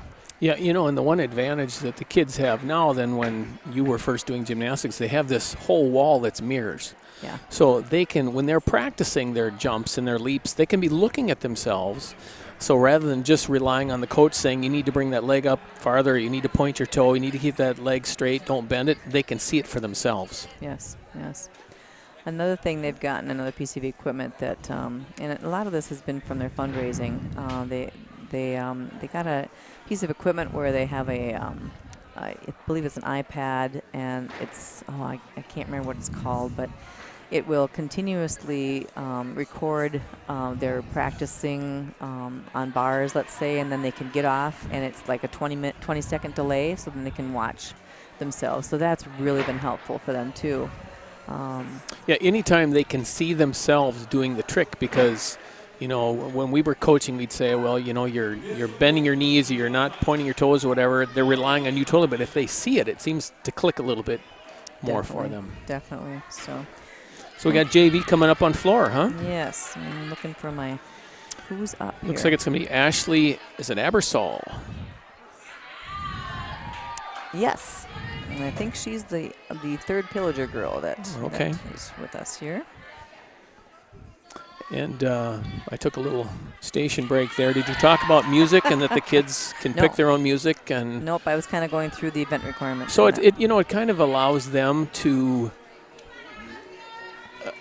share a little bit about them, the type of music that they want. And, of course, I don't know if what they can hear at home that's being live streamed with the music, hopefully you can hear it, but there aren't going to be any words. There's, you can't have people singing or that kind of thing. It's all going to be music. Right. What there needs to be in the music, too, is tempo change. So you have to have fast and then slow. We used to just only be able to have piano, but now they've really, got a lot different with music now. Boy, isn't that the truth. Yeah. Now you got drums and you got horns and you can have all kinds of things with the music. Yes.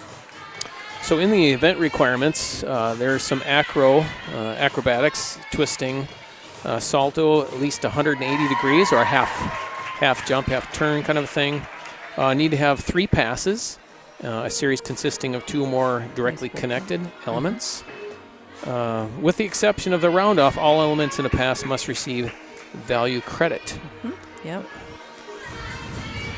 So Ashley's an 8th grader from Pillager. She does floor and beam. Favorite is beam. Nice job, Ashley. Her favorite hobbies are gymnastics, hanging out with friends, and volleyball. She likes math, English, and geography. So glad to have her here also at Little Falls. Absolutely. And then besides all the tumbling, there are some dance requirements that people are looking for. And in the dance, they're talking about one jump or a leap or a turn on one foot with superior difficulty, a dance series of difficulty of 2 different group 1 leaps or jumps, and all the coaches have access to what these different groupings are for these things. This is Katie Waitala coming up. She's an 8th grader from Piers. So interesting note for people who are at home watching these routines, the judges don't officially start judging the routine until the gymnast moves. You might hear it's possible to hear the music going and you don't see this gymnast doing anything. They don't officially start the routine or judging the routine until that gymnast makes that first move. Right. And the routine has to be done within a minute and a half. If it's over that, then there is a deduction. Yep. So Katie likes beam, floor, and bars. Favorite is beam. She likes to color and loves history, specifically learning about other cultures. And I helped out last year when she was a 7th grader, and she's really, really, really learned a lot in the last year. So, fun girl to work with.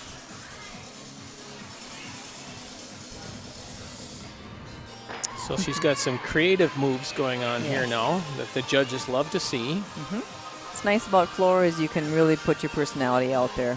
Yep. Pick the music and pick the moves that you like, and it's tells a little bit more about yourself than any other event. Right. All right, good job, Katie. And you'll notice when the gymnasts finish their routines, they always acknowledge the judge. They don't just walk right off the floor.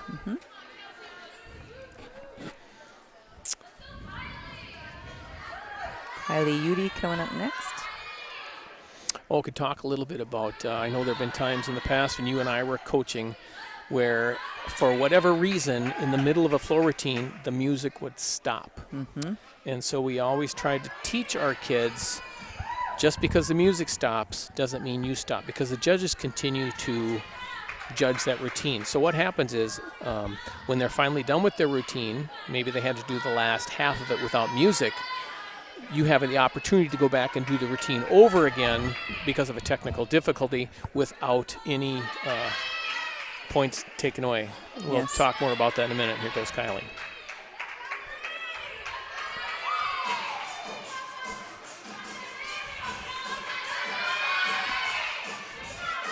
So here comes her first tumbling pass. So we have a round off, back handspring, into a back tuck. Good job. Yes. I know she's been working on those too, so getting them back. She lost it. So okay, well, she's really very strong on that. So I wouldn't have guessed that she had lost it. Very nice leap pass. Looked really nice. Getting ready for her next tumbling pass. Again, going diagonally the opposite direction. So she's got a front tuck. Finishing up with a nice cartwheel. So she had three connected skills there.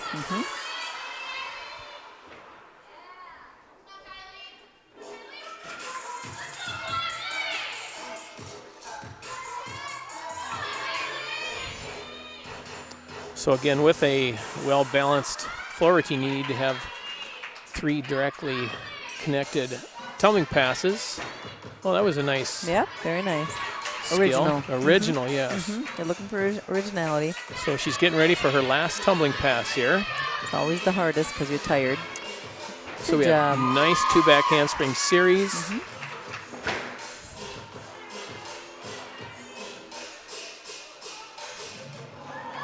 And her finish.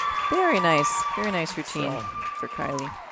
I know one way in preparation for the kids getting ready for meets, we would have the kids in practice. They would do their tumbling pass, and then we would stop their music and we would have them run back and forth, and then we do another tumbling pass back, and we kept building up their endurance that way. So hopefully by the time they're at that last tumbling pass, they're not totally out of breath. And Yep.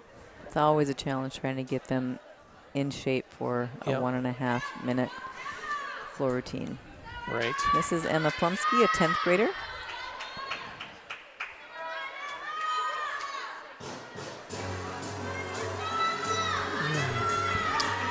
So we got a round off, back handspring, back handspring. She's been working on a back tuck, but probably is not quite ready yet. Okay. So, yep. Nice leap pass. Looks like a second tumbling pass. So we've got front into front rollover and a cartwheel. Looks like it's connected. I didn't see any steps in there. Cat leap full turn into, well, didn't quite make the pirouette. Right. Handstand pirouette. You'll see a lot of those tonight. If you can do a 1.5 pirouette to a difficult jump, that's a back-to-back superior. So a lot of girls are doing those. Nice job with the 2 back handsprings.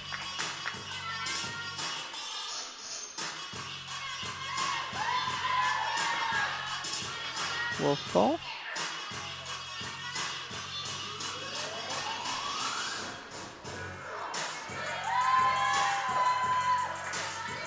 And it's so nice to see her smiling out there while she's doing this routine. She's having a good time. She's putting in her best effort. Nice job. And nice, strong finish there. Good job. Good job for Emma.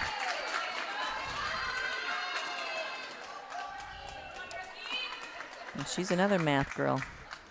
Boy, a lot of math and science kids. That's good to see. Really good to see. Okay, here's little Valerie Tenold coming up. Yep. Is she like a 7th grader? What is she? I gotta look. Let's see. Tenold, 7th grade, yep. Yep. So she's got some years ahead of her. Let's see Yes, what she does.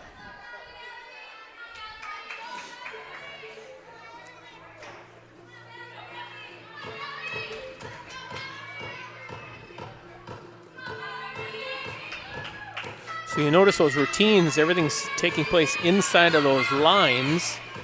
Back handspring, back handspring. Job. So Coach Shelley, if the kids go outside of those lines, what's that going to do to their score? It's going to take them a 10th for each little step out. So. Yeah, got to stay in bounds. Yep, and that's your hands too. So that was a nice leap pass. Getting ready for her next tumbling pass, the way it looks.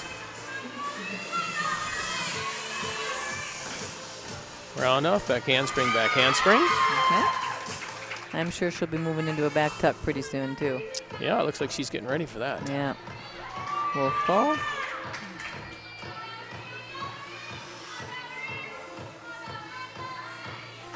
I've kind of missed all the scores. You been seeing any scores? I'll be honest, I've been watching the routines and haven't been paying attention to any of the scores. Yeah. Oh, there's the judge over there. So, okay.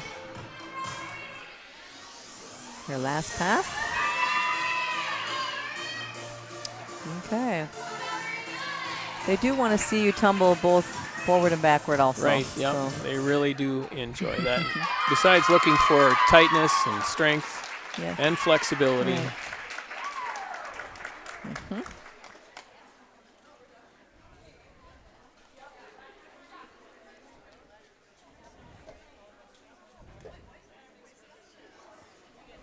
Next is Looks like Gabby. well, no, actually, I see Brooklyn. Brooklyn. Yep.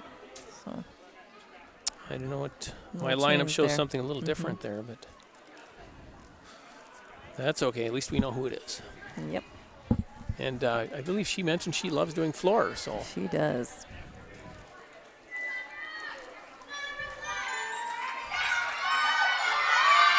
of course you can hear her teammates cheering her on in the background. Getting ready for a strong tumbling pass. Round off, back handspring, back walkout. Nice big smile on her face. Yep.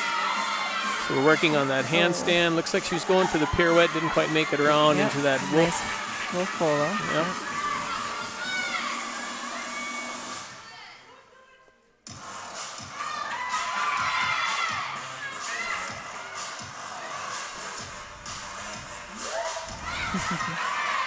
That's where some of that creativity comes out of the kids and having fun with their music. Front walkout, handspring, back walkout.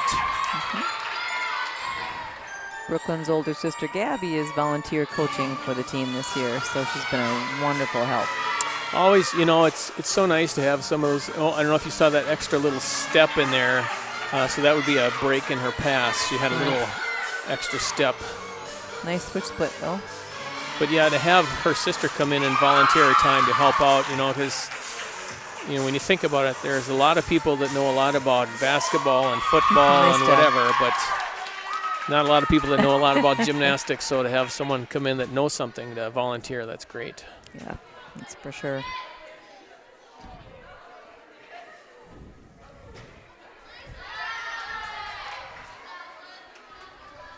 I haven't been watching Beam. Have you been watching Beam at all? If I they're just, staying on or not? all I just noticed, she just did a gal over there did a round off. Okay. Then I looked down to check my sheet here, see what was coming up next, and I'm just kind of watching what's going on. But she's got some nice skills over there for sure. So she's getting ready for a dismount, I'm guessing. Back handspring. Oh. Whoop. Didn't quite make it to the Nope. dismount. Okay, here we go with Grace Wamre.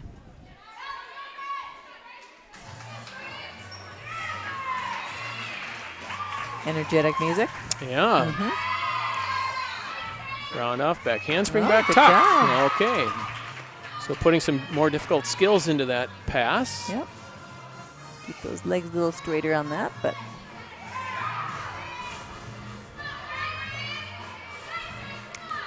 The question always becomes, at what point in time do you tell one of your gymnasts not to do a tougher skill because they're going to get more deductions than what they're trying to do? it's a hard call. It is. I know Okay, there were good tuck. times when we were at, whether it was conference competition or section competition, that we had to make some decisions of, yep, throw in the big skill, you got nothing to lose, or you know what, let's do this instead. Just Be because clean, you be want to, clean, be it clean. was Right. more important to be clean and get a nice, strong score than to go for that really high superior move and get too much of a deduction on it. Yep. Yep. It's like a tumbling pass coming up here, so we got round off, back handspring. Just waiting for that back tuck. pretty Yeah, soon. exactly. Very nice, Ariel. Yep. I personally love a floor routine that plays to the crowd, and Oh, yeah. she's got a real energetic, fun floor routine that does that. A little bit of Thomas flair Yeah, there. I see that. That's kind of fun. All Nice right. smile there for the crowd. Yep. So she's a little dynamo. Yep. She's got some years ahead of her, and I think she's going to have a nice routine. Yeah. It's always fun to watch the girls progress as they get older. So much fun. And who we have coming up next? That Elise? Elise Ballou. Okay. Yeah, there are a lot of younger kids on this team, aren't there? There are. As you and I have experienced, in middle school it's like play still, but once you get into high school it's a little bit more work, isn't it? Oh, yeah, for sure. Yep. You still got all that energy in middle school. So I finally saw my first score. Grace had a 7-1-5. Okay. Back handspring. Those were nice and Very clean. pretty. Yep.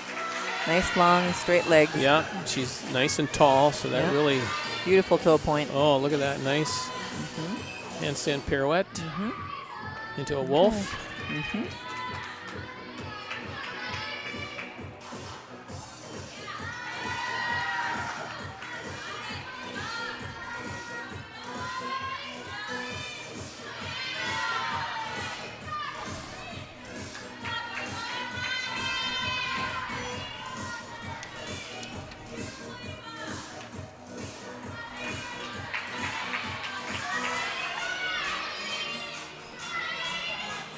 Nice job. on the Nice back tumbling handspring. series, yep, very nice job on that. Wolf into a tuck, Yep. so she had back-to-back Okay. jumps there. And setting up for her final pass. So front tumbling, Front handspring, dive roll, cartwheel. and finishes the cartwheel. And looks like that was all connected. I didn't see any extra steps in there. Yep. Front walkover. Now, if you watch the gymnasts, you don't want to see their eyelids all the time. I always tell the girls they really need to look up and look at the crowd and really play to the crowd. So. Yep. Always try to tell them, you know what? We are here to see you. You're the one on stage. Show it off. Yep. And it's hard to do. Elise, I think, is a little bit more reserved. So it's I tell them they have to start acting then. Yeah, that's right. That's exactly right. Yep. So, Looks like they're getting ready for their rotation. well, I tell you, I was very impressed with JV floor squad. They had, they've got a lot of back tucks already and front tucks, and what a nice bunch of girls with skills to move up down the line. So, Right, and for what I'm understanding, they're fun to work with. yes. You know, there were days and times, I know when we were coaching, that not everybody was so much No. fun to work with. But, you know, I would much rather have a student that didn't have tons of skill but were eager to learn and they were fun to work with and willing to try things. And, you know, sometimes you get a head case and it makes it more difficult. So what do you call a head case? You know, someone that I don't know if they're worried about getting injured or if they just get a block and they don't want to move forward, and you would encourage them as much as you can. You do as many repetitions as you can, and then when you back away, they still won't do it. Yeah. And they just get headstrong and they're stuck. Yeah, it's very frustrating as a coach too. Yeah.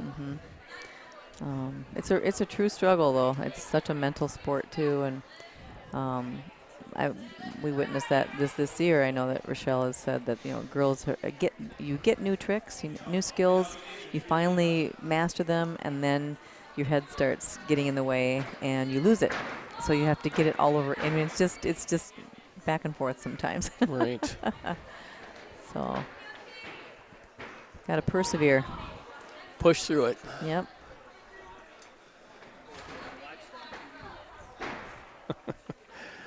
Maple Lake is warming up their varsity on floor, and we are warming up our JV on beam. So Shelley's husband Joe is standing in front of me now, Making fun of us? making fun of us. Yeah, Yes. saying he's gonna go home and watch the live stream. So, yeah, we're kind of talking about our families being friends through the years. And you going to play volleyball now, dear? Okay, goodbye. So Kent's wife used to do the scorekeeping for us, and Joe has helped so much used to help so much with the equipment and moving and all that. So anyways, she used to announce too, and at one point in time she announced the coaches, and she announced Shelly Gomez. Yeah, it was one of those snafu moments, you know, and we laugh about it even today. It's just, you know, you have to laugh at stuff like that. Yep. We were very blessed with two spouses that were very supportive in those long years of coaching together. Very understanding for sure. Yep. So. Because it's certainly, when you're coaching, it takes so much time. Yeah. You think about all the time, you know, of course I was in the school system, so I would be getting off of work from the school at 3:20 or whatever time it was, and I'd have to rush over to the gym, and then you're in the gym until 5:45, 6:15, depending on what's going on for practice. And then if you have an away meet, you know, you're getting on the bus at whatever, 3:30, 4 o'clock, and you're not getting home until 10:30, 11 o'clock. And, you know, you need to have a spouse that's understanding that kind of stuff. And you know what I'm talking about. You just... Yeah, it tires me out just hearing about their schedules. Now, last week they had a Thursday meet at Paynesville, so they had an away meet Thursday night. And it was a long meet. It went very long, and then the bus got stuck in the parking lot, so they didn't even get home till, I don't believe, till 11:30. Then they had school the next day, and then they had an invitational on Saturday. So those girls had a tough few days. It was good that they finally got the bus unstuck at Paynesville, so they could get home, but they didn't get home till really late. And so Friday was a real slow practice, and then they jumped on a bus to Maple Lake Invitational on Saturday. It's tough when you've got those almost back-to-back things that you got to be doing, especially when you're on the road. It's just not helpful, and I'm sure people at home can understand that. Yep. So who do we have up on JV All right, Beam? looks like we're getting ready for JV Beam, and according to my sheet here, it says Ashley Ebersol. Is that correct? Oh, or is that do we have an exhibition going first? Not sure. This might be Danica. I think it's Danica Sweet. Okay, Yes. so, oh yes, because we, Gabby Savanya was moved over for Okay. varsity beam, so that opened up that slot. So Danica must be going now. Danica. Danica Swedin. And she's a 7th grader. She likes, she does beam and working on floor. She just did a full turn and fell there. Favorite event is beam. Likes music and math and softball. So Danica is a quiet worker. She goes over on that beam and just kind of works and works and works on her own. And that'll pay off. Well, absolutely, because the more time you spend up there, just the more confident you're going to be. Yep. You know, getting that center of gravity over the top of that beam all the time. Mm-hmm. Nice dismount. Good job, Danica. Good job. Looks like next we have Ashley Abersol. Okay. According to my lineup anyway, I don't see her, but As I'm watching the team over there, I see someone hopping around on one leg. yeah, I see and somebody's wearing a crutches boot. And oh, yeah, it's hard to watch when Yeah. when kids get hurt. Unfortunately, that's just part of sport. It doesn't Mhm. matter what the sport is. Yeah. You know, I think about, you know, when we were in those towards the end of the season competitions conference or Mm-hmm. regions, we would, our sections, we would encourage the person on deck, so to speak, not to even be watching their teammate up there, but we'd put them behind the scenes on a line and just start working your floor routine so that you start getting in your mind, don't worry about what's going up there, just focus on your job. Mm-hmm. Yep, you have to get in that beam zone and just block everything else out. And it's such a difficult thing to do. It's so easy to let different thoughts come into your head as you're on the beam. You know, so-and-so's here to watch and Yep. that kind of thing. Well, and of course, when you're in some of those bigger meets and all 4 events are going on at the same time and you're up on the beam and somebody on whatever, the floor or the bar, somebody throws a really huge skill and the whole gym erupts with a scream or whatever, that's where you've got to really be focused on your beam routine. Yes. And I can see she's very focused up there. She did a nice pass. Yep, very, very good so far. Cartwheel. Oh, okay. Okay, just need to push away a little bit more, get squared up with the beam. Mm-hmm. Stand it up as soon as you can.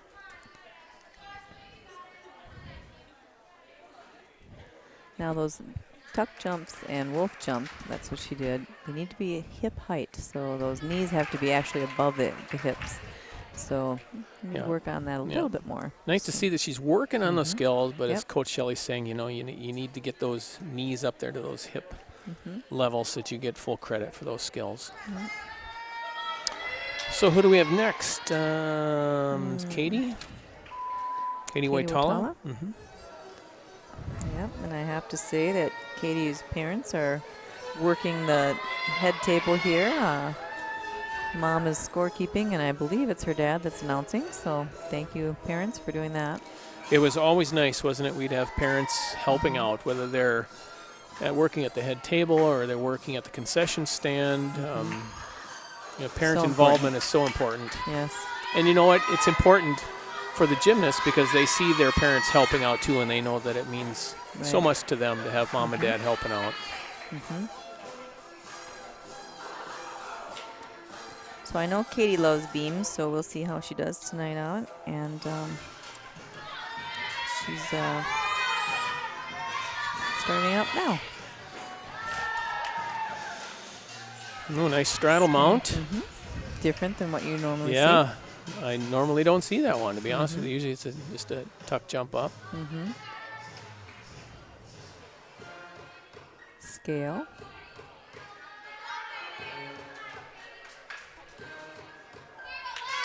Very good at her cartwheels. Oh, she tried a round yeah, off. it looks like so a she's round been off coming working on there. it. That's Yep, good. she's been working on that. She really looks like her mom, doesn't she? So that'll come real soon. For her wolf jumps.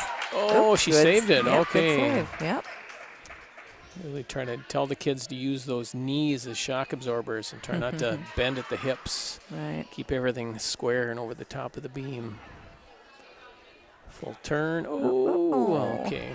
Okay. Now Take a deep breath. Think about what you're doing. And she mounts the beam again.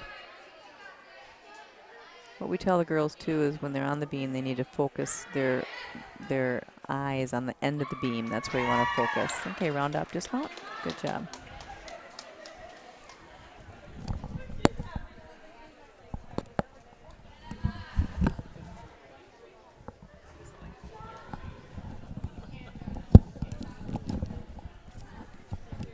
Okay, we have Emma Plumsky up next. Oh, Kent, don't you remember moving around those mats everywhere all the time? Nice, easy to move mats. Yes. And I don't think people realize how much matting it actually takes. I mean, this building, I don't know what the size of this building is. I'm going to say the gym itself is probably, I don't know, 150 feet by 80 feet, whatever. And most of it's covered by mats and the spring floor. So it takes a lot of financial resources to pay for all this stuff. And, speaking of that, was it last summer or the summer before we had this huge storm come through Little Falls and rip part of the roof off the gym, and all this equipment got wet and damaged. And then, of course, insurance had to get involved and replace all this stuff. Yeah, and that was last year was the first year that Rochelle started coaching, and I walked in and she's got all this new matting. I know, wow, this is so nice. In a way, you get to be, you're jealous because you didn't have all that nice new stuff, but at the same time, it is what it is. Thankful that the insurance covered it, and the girls were able to continue. Yeah, absolutely. They did lose the summer program, though, because of it. But yeah. Here goes Emma. Nice side mount. Good job. Tough jump.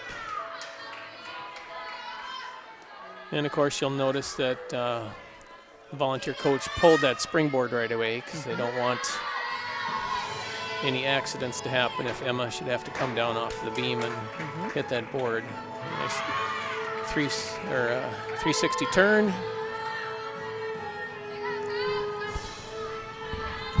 And she's got a nice stretch going into her cartwheel. Needs to push just How are the scores looking?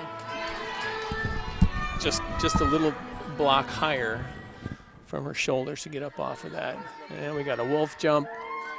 And she's got a jump 3/4 and didn't quite finish that one. So she's got some nice skills there, but just needs to make sure she finishes everything, keeping everything square and over the top of that beam. Getting ready for a dismount. And she does a nice aerial dismount off. Sticks that landing. Getting congratulations by Coach Buffy. And it looks like Kylie Udy is up next.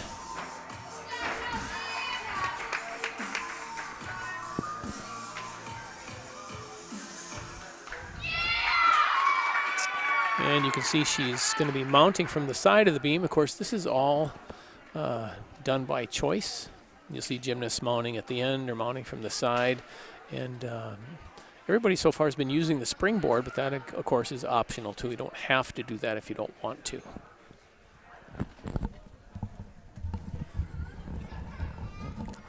Sorry about that. No. That's I wanted to see how the team scores were looking, and it looks close, so that's all I know right now. Well, and we kind of figured that was going to happen just because they saw each other on Saturday, and the Flyers missed out on a win by just tenths of a point. So So it always comes down to those beam routines and sticking them.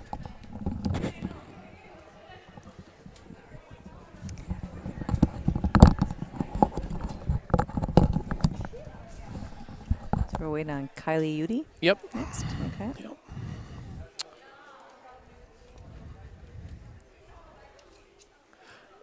I used to judge in college, and it's gotten so much more complicated, and I just look at them now and I'm so thankful for any officials that do this. They do get paid. I mean, as a college student, I got paid quite well even back then, but it's a hard job for any official. And it doesn't matter the sport. No. I mean, I know I was even watching a thing on the television either last night or the night before that basketball officials, football referees, whatever the sport you're talking about, there's just getting to be less and less. Right. Here goes Nice. Kylie. Nice Nice mount into her jump. Full turn. Good job. Yep.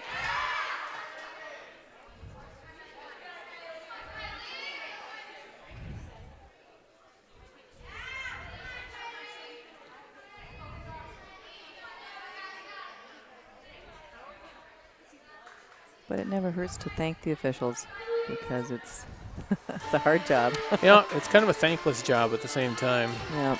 So she's getting ready for a back walkover. Oh, okay. So I don't know her routine. My guess is it was going to be back walkover with connection, but tuck half.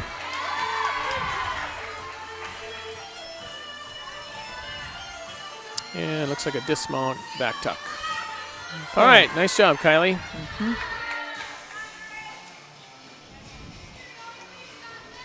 Grace Wamray will be up next.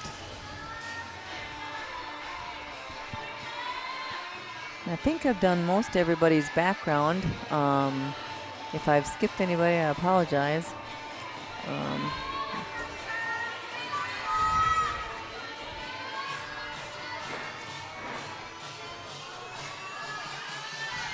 So with beam, when you're putting a beam routine together, it's kind of different than the other two events.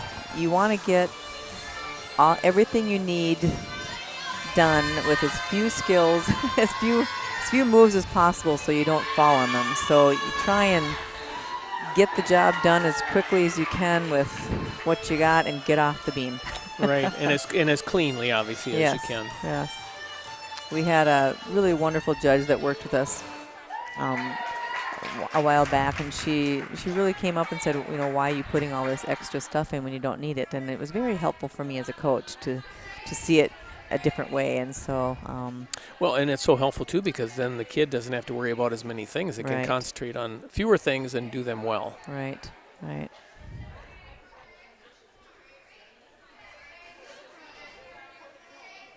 Looks like she's setting up for a cartwheel.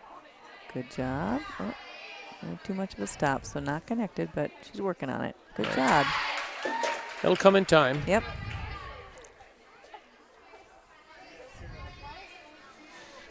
Balance beam was one of those skills that my daughter Keisha she really loved the beam. Tuck jump 3/4. Yes, she did. Of course, she liked floor too. I guess I don't know what her favorite would have been.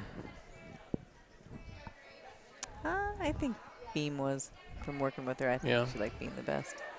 Of course, to be honest with you, you really worked with the kids on beam way more than I did. You know, I was over there if you needed help spotting stuff just because I was taller, but I was usually over on the floor while you were over on the beam.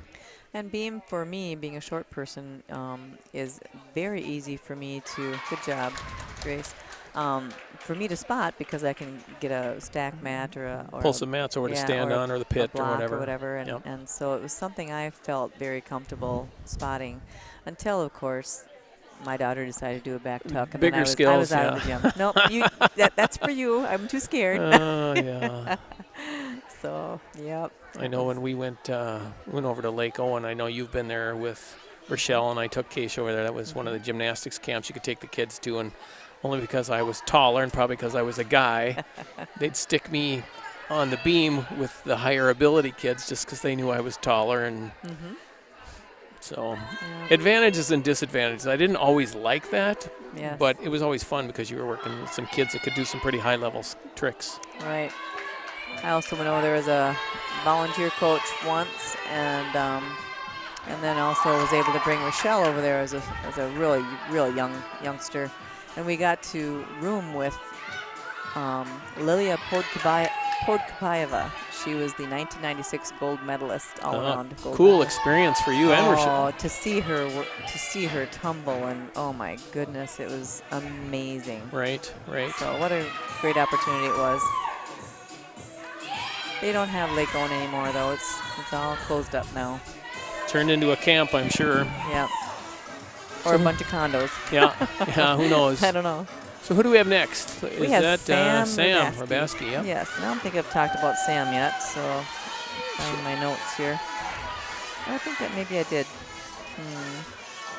So she had her mount right into Oh, a yes, I wolf jump, had a little fall there in between. Looks like she's working on her turn. Beam is not Sam's favorite, but she's very, very capable. Oh, no. Oh, yeah. No. So she had a pike jump into a, what was that, a straight jump, straight three-quarter. Jump, three-quarter. Yep. And I don't know if she just wasn't quite focused or what, but had a fall there. This is a real pretty move. Now, hopefully, okay, she took that out, so, okay. So we need to teach Sam the love of beam because she's got the abilities. Yeah, from what I'm seeing, she's got lots of abilities. Yep. It looks like a strong, Good job. but just needs to have that confidence while she's up there. Yes, So and that was a tuck jump three-quarters into a wolf. Oh. So the cartwheel connection, they were connected, and so that was a tumbling pass that was counted. So, but she just needs to work a little bit more on her confidence with her leaps. So, Right. all right. Okay. All right, nice dismount there. Elise is next, it looks like. And I think And she's last Yep. for us here, and then we will be moving on to varsity floor for the final round of competition. Yep. What is the time? It's almost 8 o'clock, so we're a pretty good time, actually. Well, I really have to tell you that I'm very impressed with the judges, how quickly they moved it along. We've been here for 3 hours many nights, so Yeah. so this is good. We should be done by about 8:15, 8:20 maybe. Yeah, hopefully, and then of course it takes, it probably takes another 5-10 minutes. The scores got to go through, and they've got judges got to check the scores, and in the meantime, at least I don't know how they're doing it now, but we used to do like little fun competitions. The kids would go out and do handstand competitions while you try to make it fun while everybody has to kind of sit around and wait for those scores to find a tally in. Yeah, the girls love it too. So, I think when we were coaching too, we had a lot of the boys that would come would start trying to do handstands too after a while. Yeah, actually there was. There were people from the crowd coming in and doing it too. So, yeah, since we moved into this building, we were it's just a wonderful facility for gymnastics. We don't have to move the equipment ever anymore, and such a wonderful building. We just don't have the room to have the larger meets anymore. Yeah, I guess that would be the only thing I would say is that if it was bigger, because we have a couple sets of bleachers here for parents to sit in, but we are unable to host any large events because we don't have a full-size gym. But at least we have a facility and we have a gymnastics program. Yep. Okay. There's a wolf jump with Elise and full turn coming. Well, not going to get connection there. She didn't make that full turn. Yep, those legs got to go up higher to make the leaps count, leaps and jumps count. Cartwheel. Push away. Good There we go. job. Good job on that one. Okay. She's learned a lot this year so far too, so it's fun to see the girls progress. Okay, nice three-quarter jump. Yep. Getting ready for the dismount and a front tuck with a little Good step. job. All right, good job, The Elise. end of our beam then. Moving into our last rotation now. Yep, so that'll bring the flyers over to the floor for a lot of fun tumbling. So we'll see what comes up with those kids. Varsity floor and JV beam for Maple. No, be JV beam or? Yes, JV beam for Maple Lake then. So it looks like the rotation for Little Falls will be Libby Lorenz, Talia Kraft, Sam Rabeski, Maddie Dean, and Kelly Shermers.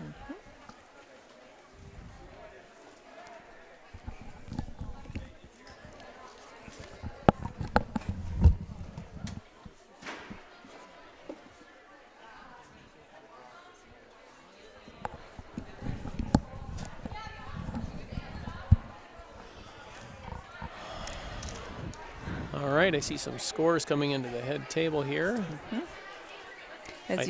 Go ahead. I was just going to say, I think it's pretty close. I don't, we don't have access to all the scores and things, but I think it's a pretty close meet. So we shall see. Usually, the floor is a pretty strong area for us. So We'll see how it goes. I see Coach Rochelle has got her thumb up. She's ready to get rocking here. She's kind of rocking back and forth. Now, the mat she's standing on is called a sting mat. And when we were here, we had a terrible sting mat. They've got brand new, beautiful sting mats the girls love. But you'll see some girls that are trying a little bit harder tricks or newer tricks, they will use the sting mat to just give a little bit more cushion. Take a little sting out of that. That's right, exactly.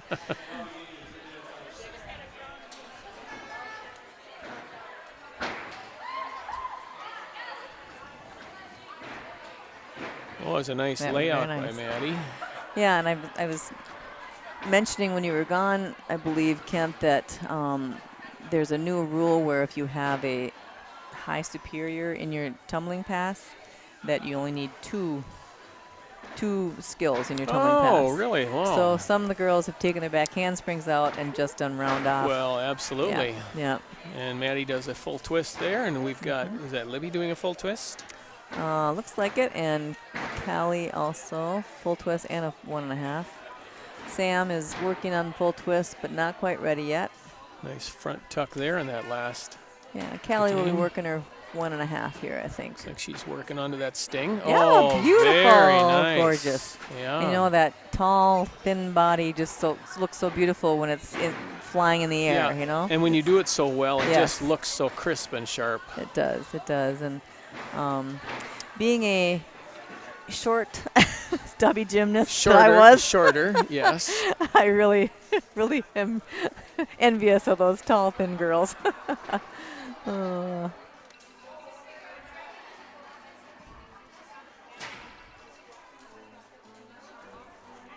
Looks like we got about 1.5 minutes left of this warm-up. Yep. Boy, she's doing, keep pulling those toes around. A little short on that. Just got to keep pulling the toes around and looking up.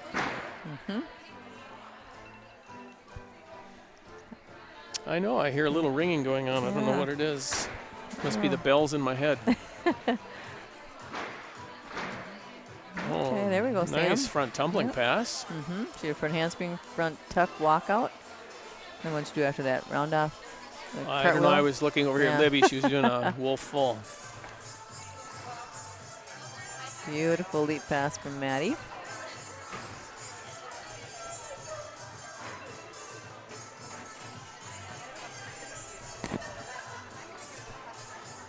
So it looks like they're done with their big tumbling passes. Now they're working on some of their dance moves. Make sure they fine-tune everything so it's ready to go for competition. Getting all warmed up. I know a few of the girls have upgraded their leap passes, so they'll be trying more difficult leaps tonight for some. Right. Yesterday, no, 2 days ago, we have ankle weights for the girls. So I don't know if you remember doing that with the girls. I remember. They didn't like that. Oh my goodness. So we had them Rochelle had them do a whole bunch of repetitions of their leaps, and then they took the weights off, and they couldn't believe how easy the leaps were. I can only imagine. They probably felt like they were on Mars, just floating around, less gravity, right? Yes. So here's Libby Lorenz on the floor. Nice upbeat music. Yep.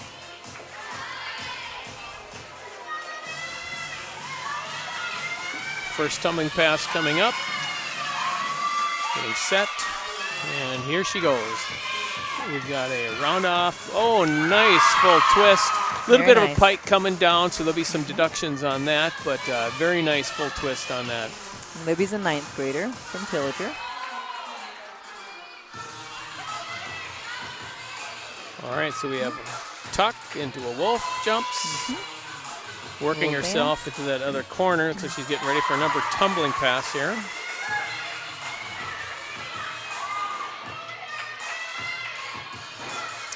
So we got some front tumbling going on here now, which Okay. Coach Shelley referred to that the judges like to see. Not quite as tight as what we'd like to see on those passes, but she's pushing herself through it. So, She did a good job keeping it going. yep. Little trouble on that pirouette.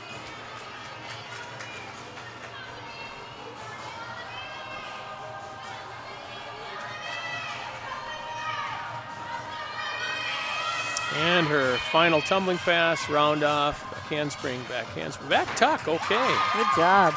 It's hard to do at the end. You know, at the end of the routine, you are sucking air because you are just tired. And your legs are like rubber. Yep. Nice job, Libby. That's where you're really thankful that you've got a spring floor and not just wrestling mats to be tumbling on. Mm-hmm.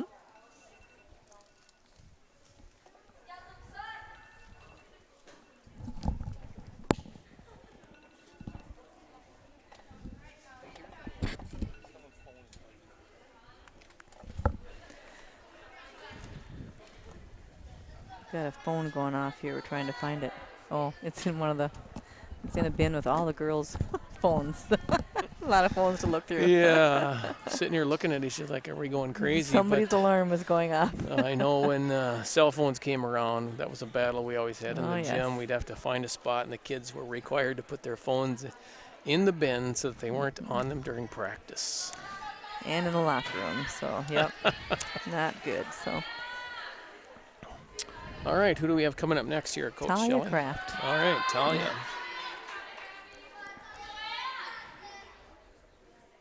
And Talia, she's that 9th grader. Mm-hmm.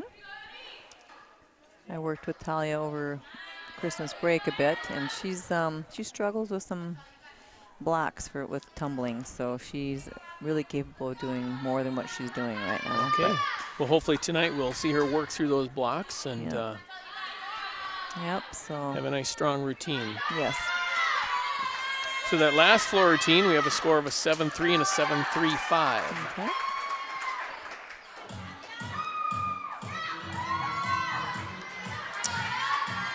Talia's got a real nice smile on her face, so apparently she's looking forward to this. Oh, beautiful. Yeah, legs are nice and tight, pointing those toes.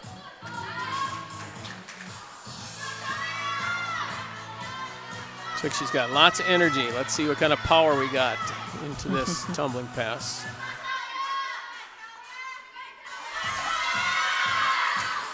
All right, front tumbling. Okay, very nice tumbling pass. Front. Mm-hmm. Shushinova. Oh, it was very nice. Mm-hmm. Just put that in, too. Oh, did she? Well, boy, you wouldn't have guessed she just put it in because looks like it's always been there. Mm-hmm.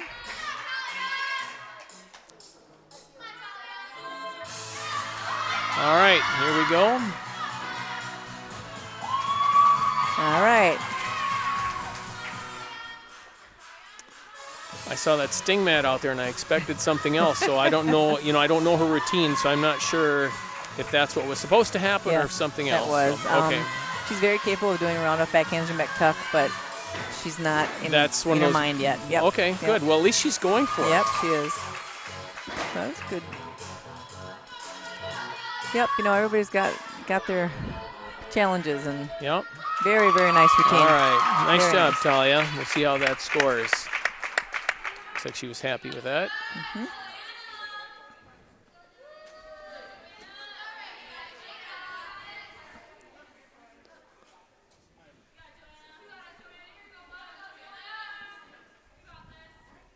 Up next we have Sam Rabatsky. And Sam was an 8th grader. Mm-hmm. And I don't recall, is she an all-arounder? Is she one of those that's been... She is. Yes, she is.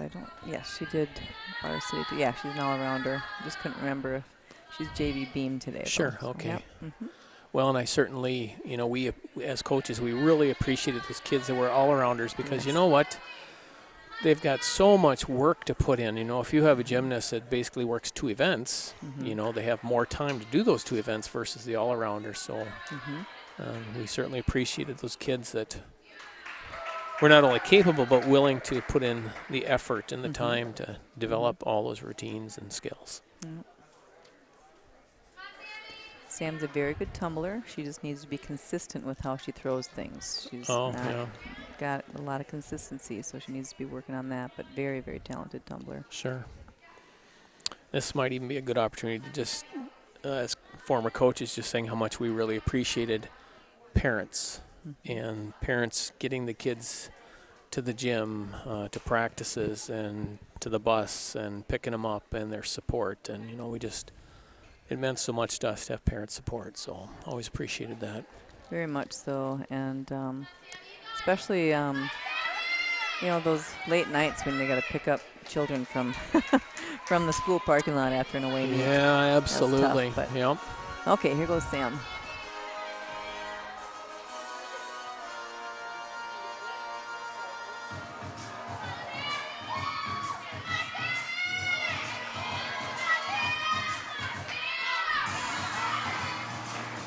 Oh, very nice handspring into a nice layout.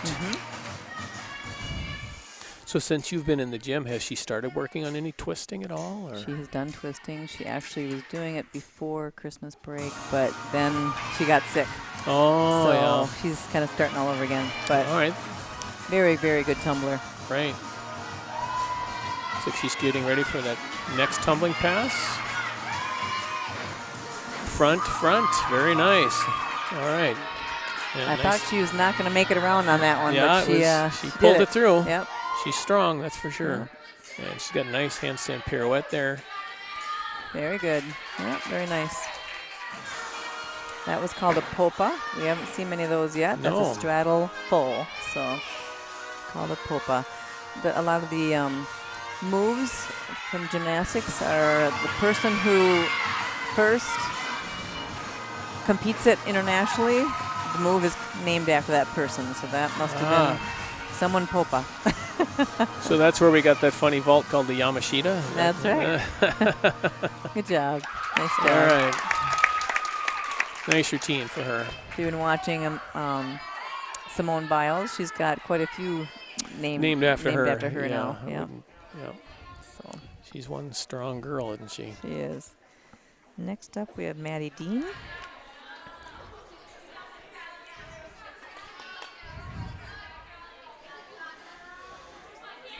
And again, Maddie is a 10th grader this year.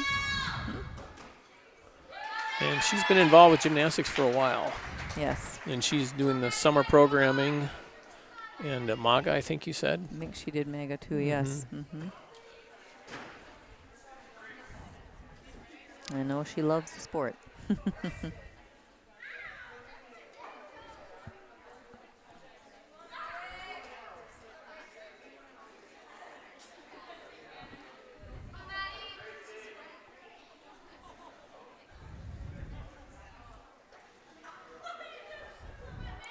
So I see the judges kind of conferring a little bit back and forth. So they must have had a few differences here and there. Maybe somebody didn't pick something up, whereas the other person did. So now they're coming up with a score they can both agree on and have within the same point range. Yes.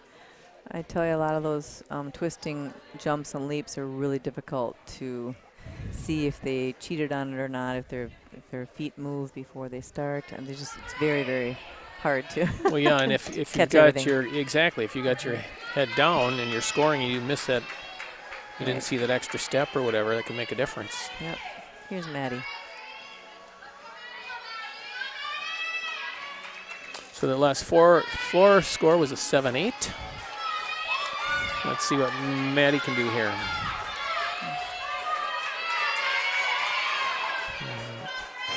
Oh, okay, we got a round off into a twist.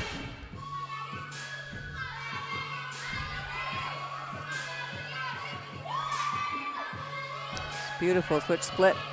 Into a wolf. Wolf 1.5. Yeah, Good very job. nice. When you do a split leap, you are supposed to have a 180, and she had a beautiful 180 split there.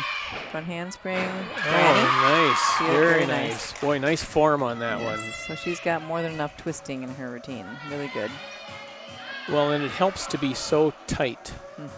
When your legs are tight, everything's tight, it's just easier for you to twist. Yes. Now, Maddie has scored a 9 on floor. I think it was last year, so she's working towards that again, huh? Yep. Round off, back handspring, Beautiful tuck. back tuck. Very nice. And of course, the judges love to see you putting in those tougher skills at the end of your routine, showing that you are a strong, competitive gymnast. And a nice finish. Very nice. Maddie's got a good balance of really pretty leaps and jumps and also good tumbling too.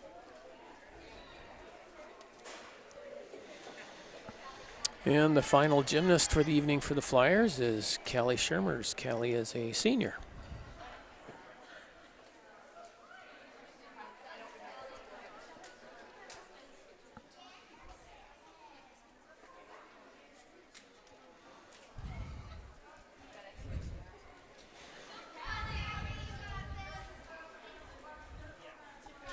And Rochelle put the sting mat out because she's throwing a 1.5, what it was? Yep, Okay. which is pretty new for her. So Right. And in warm-up, she did one just beautifully. yeah, perfectly.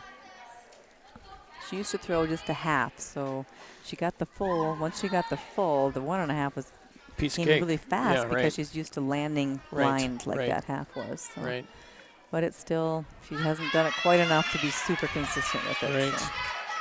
Well, and you know, in competition, their adrenaline is flowing. So I don't know about you, but I always felt like many times the kids would almost over-rotate because they just had so much energy and adrenaline going.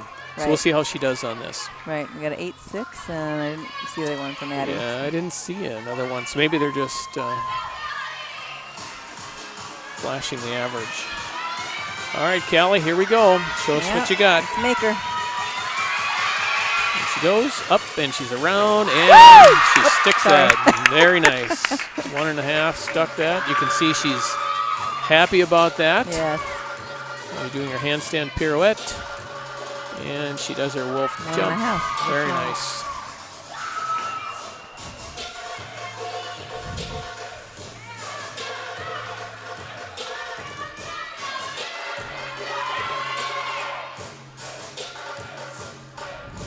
You can see she's really enjoying this part of the routine. She's got a new routine this year, so she's enjoying it, yes. Second pass. Round off full. There we go. A little short on that, but Yep. he's nice and tight.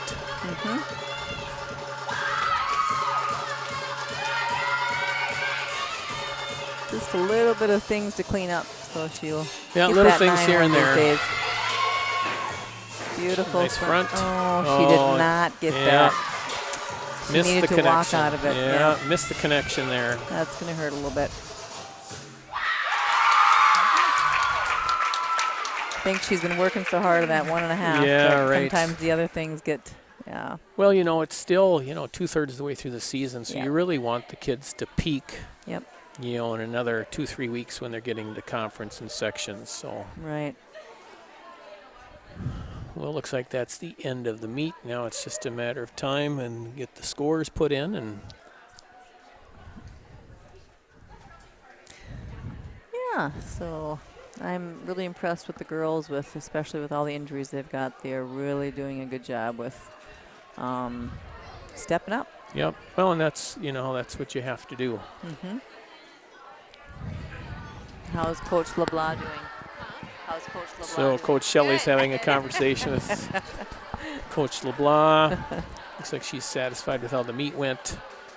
Now it's just a matter of time. I always appreciated this point in the meet where the kids from both teams would get together and just compliment each other, tell them they did a good job, and We just get to sit around and play together now yeah, too. Yeah. playtime. Yeah.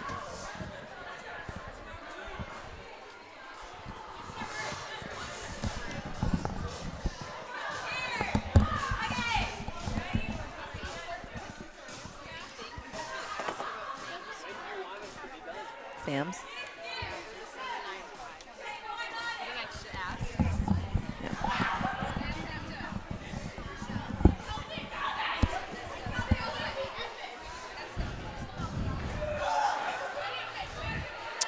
So this is the point in the meet, Coach Shelley, where I know you and I would want to look at the judges' sheets. And why would we do that? What was our reasoning behind that? Well, the judges' sheets, the score sheets should include what they scored them for event requirements, what they gave them for difficulty, what they got for bonus.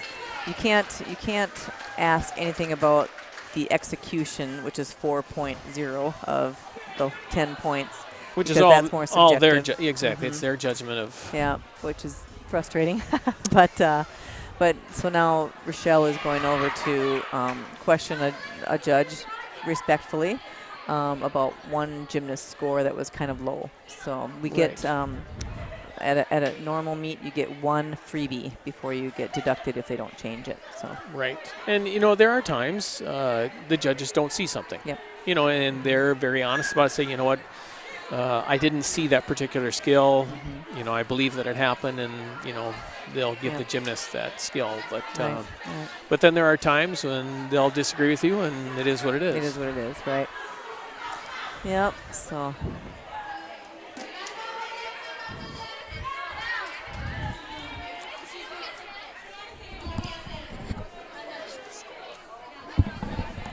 So now what we do as the girls circle up on the floor, both teams, and they start doing some handstand contests, waiting for scores.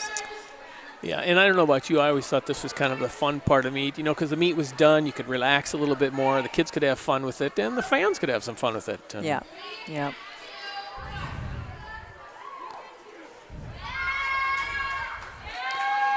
So it's been fun. Have Mr. Mark Deal give us a call and say, hey, would you guys be willing to come back in and share a little bit about what's going on during the meet? So I don't know about you, but it was kind of fun to come in. And I don't know. I was pretty worried we wouldn't have enough to talk about, but I think we did okay with that. Yeah, well, it's. I always look at it like we're just having a conversation. Yep. We're just talking about the routines as they're going on, and it was kind of fun to do. Yeah. I don't know when the contract's going to come out that they're going to pay us millions of dollars to continue doing this kind of thing, but yeah, we're not exactly Tim Daggett and no. Now I can't remember her name. Well, it is what it is. We're having fun doing this. So thank you, Mark, Nastya. for inviting us to come over and Yes, thanks, Mark. and share a little bit about what's going on in the gym, because many people at home, I'm sure, when they're watching gymnastics on television or they saw this tonight, they see kids flipping around, but they really don't know what that thing is called, and that there are certain things that they have to do and things that they shouldn't be doing. So, yeah. Looks like we got a battle going on out there. Yeah. One of the things I used to tell the kids when I was coaching and they were on the team is I always told them they needed to give back to their sport. And, I've seen quite a few the gymnasts do that. It's great to see Gabby here. I know Brooklyn may do that too. And several of them, Brianna has been coaching and judging. It's very important if you love the sport and want it to continue to give back to it. Yeah, and what's fun to see is that the judges are not like, 65 years old. It's younger gals that are, in their 20s and 30s. So they're giving back to the sport. Yep. They sure are.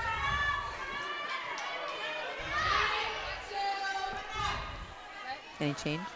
So the kids now looks like they're doing some handstand competitions out here between the teams just for fun. And usually they're doing this by grade level. I didn't hear them announce because I was busy talking with Coach Shelley about what grade is out here, if it happens to be a combination of grades. But anyway, they're having fun out there. And, of course, it's always a good idea to let those kids have some fun out there, kind of relieve what's been going on.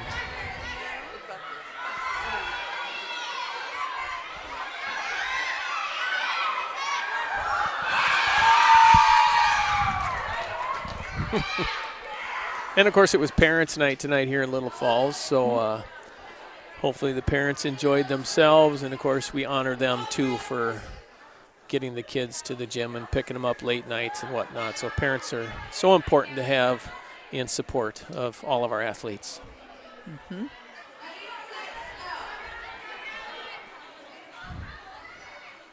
You got the two seniors here. I see that. Duking it out. Oh, look at that. Oh, my. That was, anyway. Could have been a disaster. It could have been a disaster. Yeah, it could have been. They are senior co-captains, so So, I got to take a little break here. Looks like my phone hit the floor. I got to grab it. okay.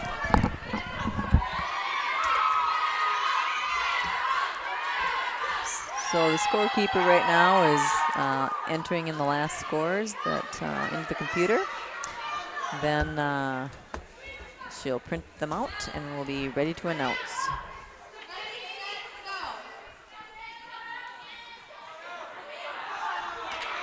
Not sure who's doing this now.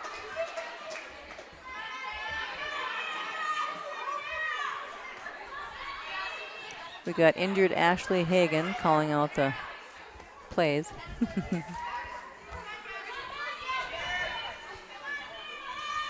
We miss her as an all-arounder very much. And Kylie Turvo is another one that's injured right now. And Avery Schmea. They are all varsity girls, so look at who's here. Oh, Amanda's here. Yes. Amanda Hansen, Yeah. former gymnast of ours. Mm-hmm.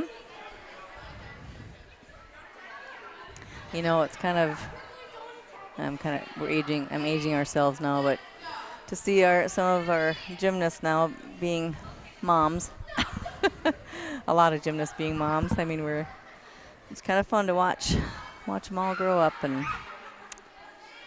yeah. Be productive citizens. Yes, yeah.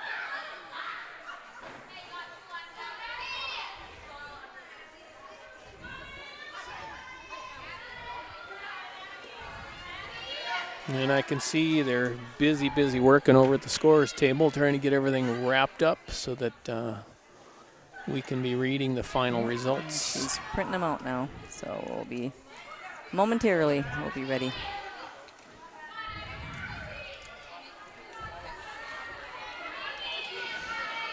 So do you have any idea when the Flyers compete next? Maybe Coach Rochelle knows. Should just go right in. I think in the back. There we go. They're asking questions here from the head table for us, so hopefully we can help them out here and get this. No problem with the printer right now, so.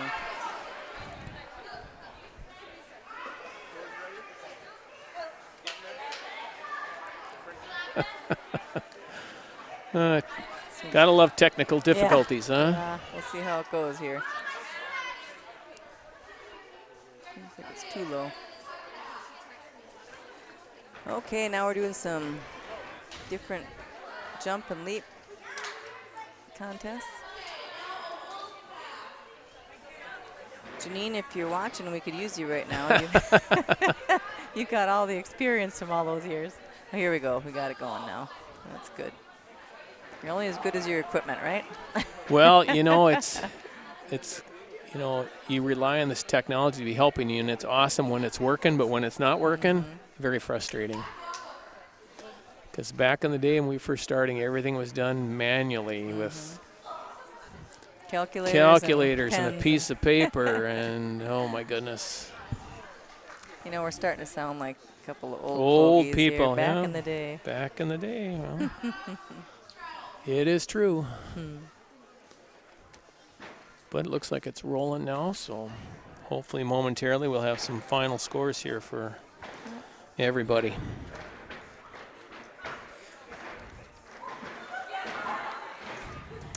Yeah, I look at these the spring floors now, and I had wrestling mats and a foam floor, so I never got in on the spring floor action. So Don't you wonder sometimes when you think about it now, what you possibly would have been able to do if you'd have had this equipment that's you know, better? I mean, even the beam, when I think about, we have reflex beams now, so those beams give a little bit versus back in the day when you were competing, there was no reflex beam. When you would do a jump or something, you'd hit the top of that beam and it was just like, bam. Well, when I first started, it was just wood. There was no covering on it. So, yeah, right. It was very sharp Yeah, when you hit it. You're exactly right. It was just wood versus now there's padding underneath that, and then, of course, it's covered with a nice leather. And, you know, even the uneven parallel bars have progressed so much that they've gotten so much wider, so kids can be doing these bigger, tougher skills. So yes, when I when we were competing up at Valley City State, I think it's North Dakota, there, we have fiberglass bars now, so they bend and they spring a little bit. Well, at that meet, it was an old wood bars. Yes. And boy, did you have to work hard to Get what anything you needed. off of them. Yeah, but yeah. Well, and there was even a meet that I was at early on in my career. I think we were in Brainerd for sections, and one of the bars cracked. Oh, yes. And they didn't have an extra bar. So we had to stop the entire meet, which included, I don't know if it was 8 or 10 or 12 teams, and we had to drive down here to Little Falls, which 30 miles. We had to pick up our bar and drive it up there. So there was like an hour and a half delay. Oh, yes. And we have more bar stories, don't we? I think it was at a section meet. The whole bar. Oh. All the bars just collapsed in the middle of fell somebody's down. routine. Yep. Yes. And we were at a dual meet not too far from here. I won't mention the name of the town, and we had an issue with their set of bars. I don't remember what it was, but there was something with the bars, and we just didn't feel as if they were safe to compete on, and so what do you do? But you got to put the students' best interest in front. So. Yeah, and I think some of especially the schools that have people do a lot of really difficult, lots of torquing on the bar with giants and things like that. We always had to make sure that even the chains that go into the floor were the chain links anchored, they weren't getting thin, because that's what happened to the collapsed one. So right. Lots of safety issues.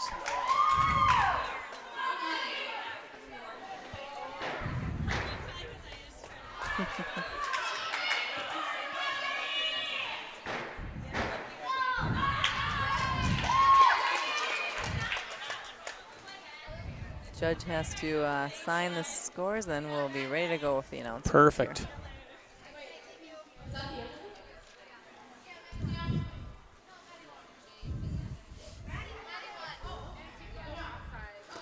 Looks like they're getting ready to read the scores. I see the coach getting the printouts. It looks like the judges have signed off on those scores.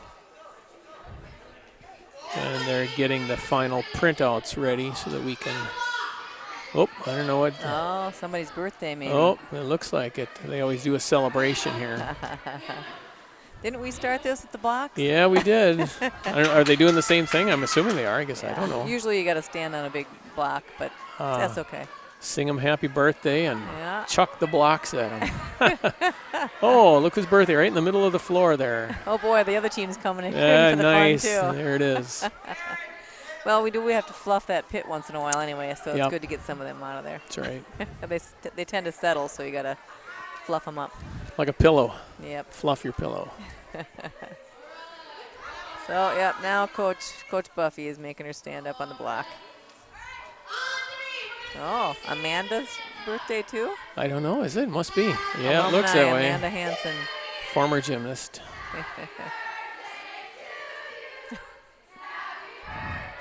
I don't know how often you'll see guys sports do this, but I can't imagine I've ever seen it. Yeah. That's the spirit. There it is. Family fun. Oh, yes.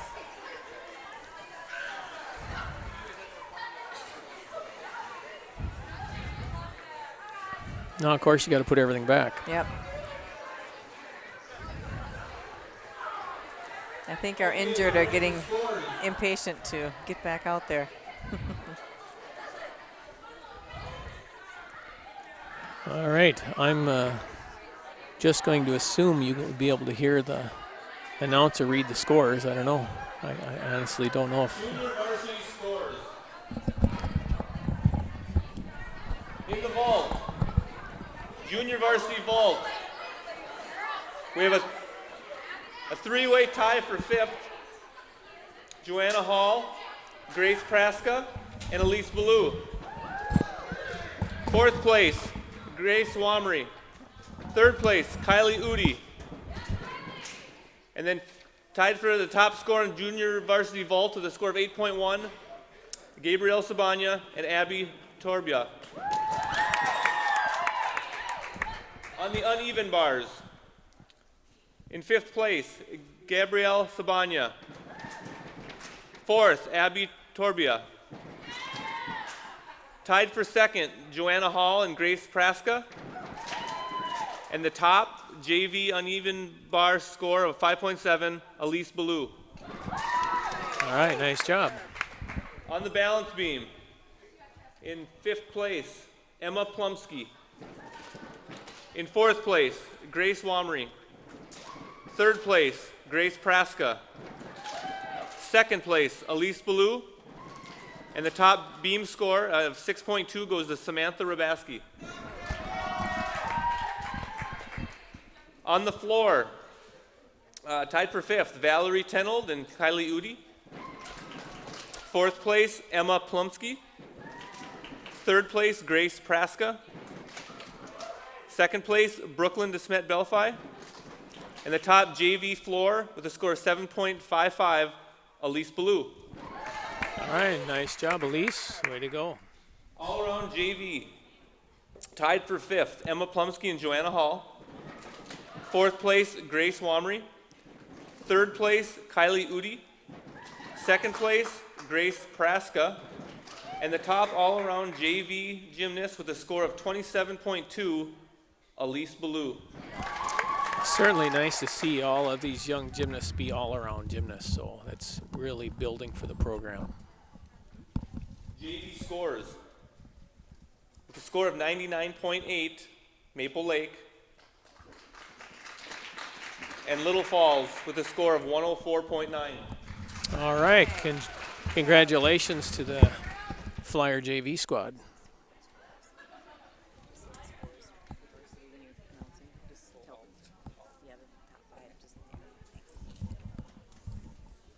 Varsity scores. In 5th place on the vault with a score of 8.3, Libby Lorenz. 4th place with a score of 8.45, Brooke Mergen. 3rd place with a score of 8.5, Eva McClelland. In 2nd place with a score of 8.6, Callie Shermers. And the top vault varsity score from Maple Lake with a score of 8.75, Abby Gagnon. On the uneven parallel bars, in 5th place with a score of 6.9, Samantha Rabaski, Little Falls. 4th place with a score of 7.05 from Maple Lake, Brooke Mergen. 3rd place with a score of 7.425 from Little Falls, Callie Shermers. In 2nd place with a score of 7.8 from Little Falls, Maddie Dean. And the top uneven parallel bar athlete from Little Falls with a score of 7.85, Talia Kraft. Wow, that's really going to make a difference for our top 3 kids to be pulling in some scores for the varsity meet. So nice job, Flyers. On the balance beam, in 5th place with a score of 7.05 from Little Falls, Talia Kraft. 4th place with a score of 7.075 from Maple Lake, Kelsey Jude. 3rd place from Maple Lake with a score of 7.425, Brooke Mergen. In 2nd place with a score of 7.7 from Maple Lake, Abby Gagnon. And the top beam gymnast with a score of 7.75 from Little Falls, Maddie Dean. All right, nice job there, again, Flyers. On the floor, in 5th place for Maple Lake with a score of 8.0, Eva McClelland. In 4th place with a score of 8.025 for Maple Lake, Kelsey Jude. In 3rd place with a score of 8.15 from Little Falls, Talia Kraft. And a 2-way tie for the top score on the floor, both from Little Falls, with a score of 8.575, Callie Shermers and Maddie Dean. Wow, nice job, Flyers. Congratulations on those floor scores. All-around gymnast. In 5th place with a score of 30.825 for Maple Lake, Brooke Mergen. In fourth place with a score of 30.85 from Maple Lake, Abby Gagnon. In third place with a score of 31.325 from Little Falls, Talia Kraft. In second place with a score of 31.5 from Little Falls, Callie Shermers. And the top all-around gymnast with a score of 32.325 from Little Falls, Maddie Dean. Oh, nice job to our all-arounders. Nice Very job. nice scores. Our team scores.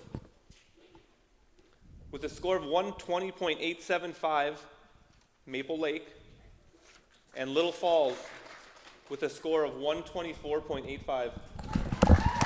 Oh, way to go, girls. All right, so as you all heard, the Flyers really put it together tonight. On Saturday they lost by less than a point, and today they win by 4 points better. So congratulations to them, and look forward to hearing better things for their scores coming up ahead, and congratulations to the coaching staff. Thanks for watching tonight. All right, we're signing off. Take care.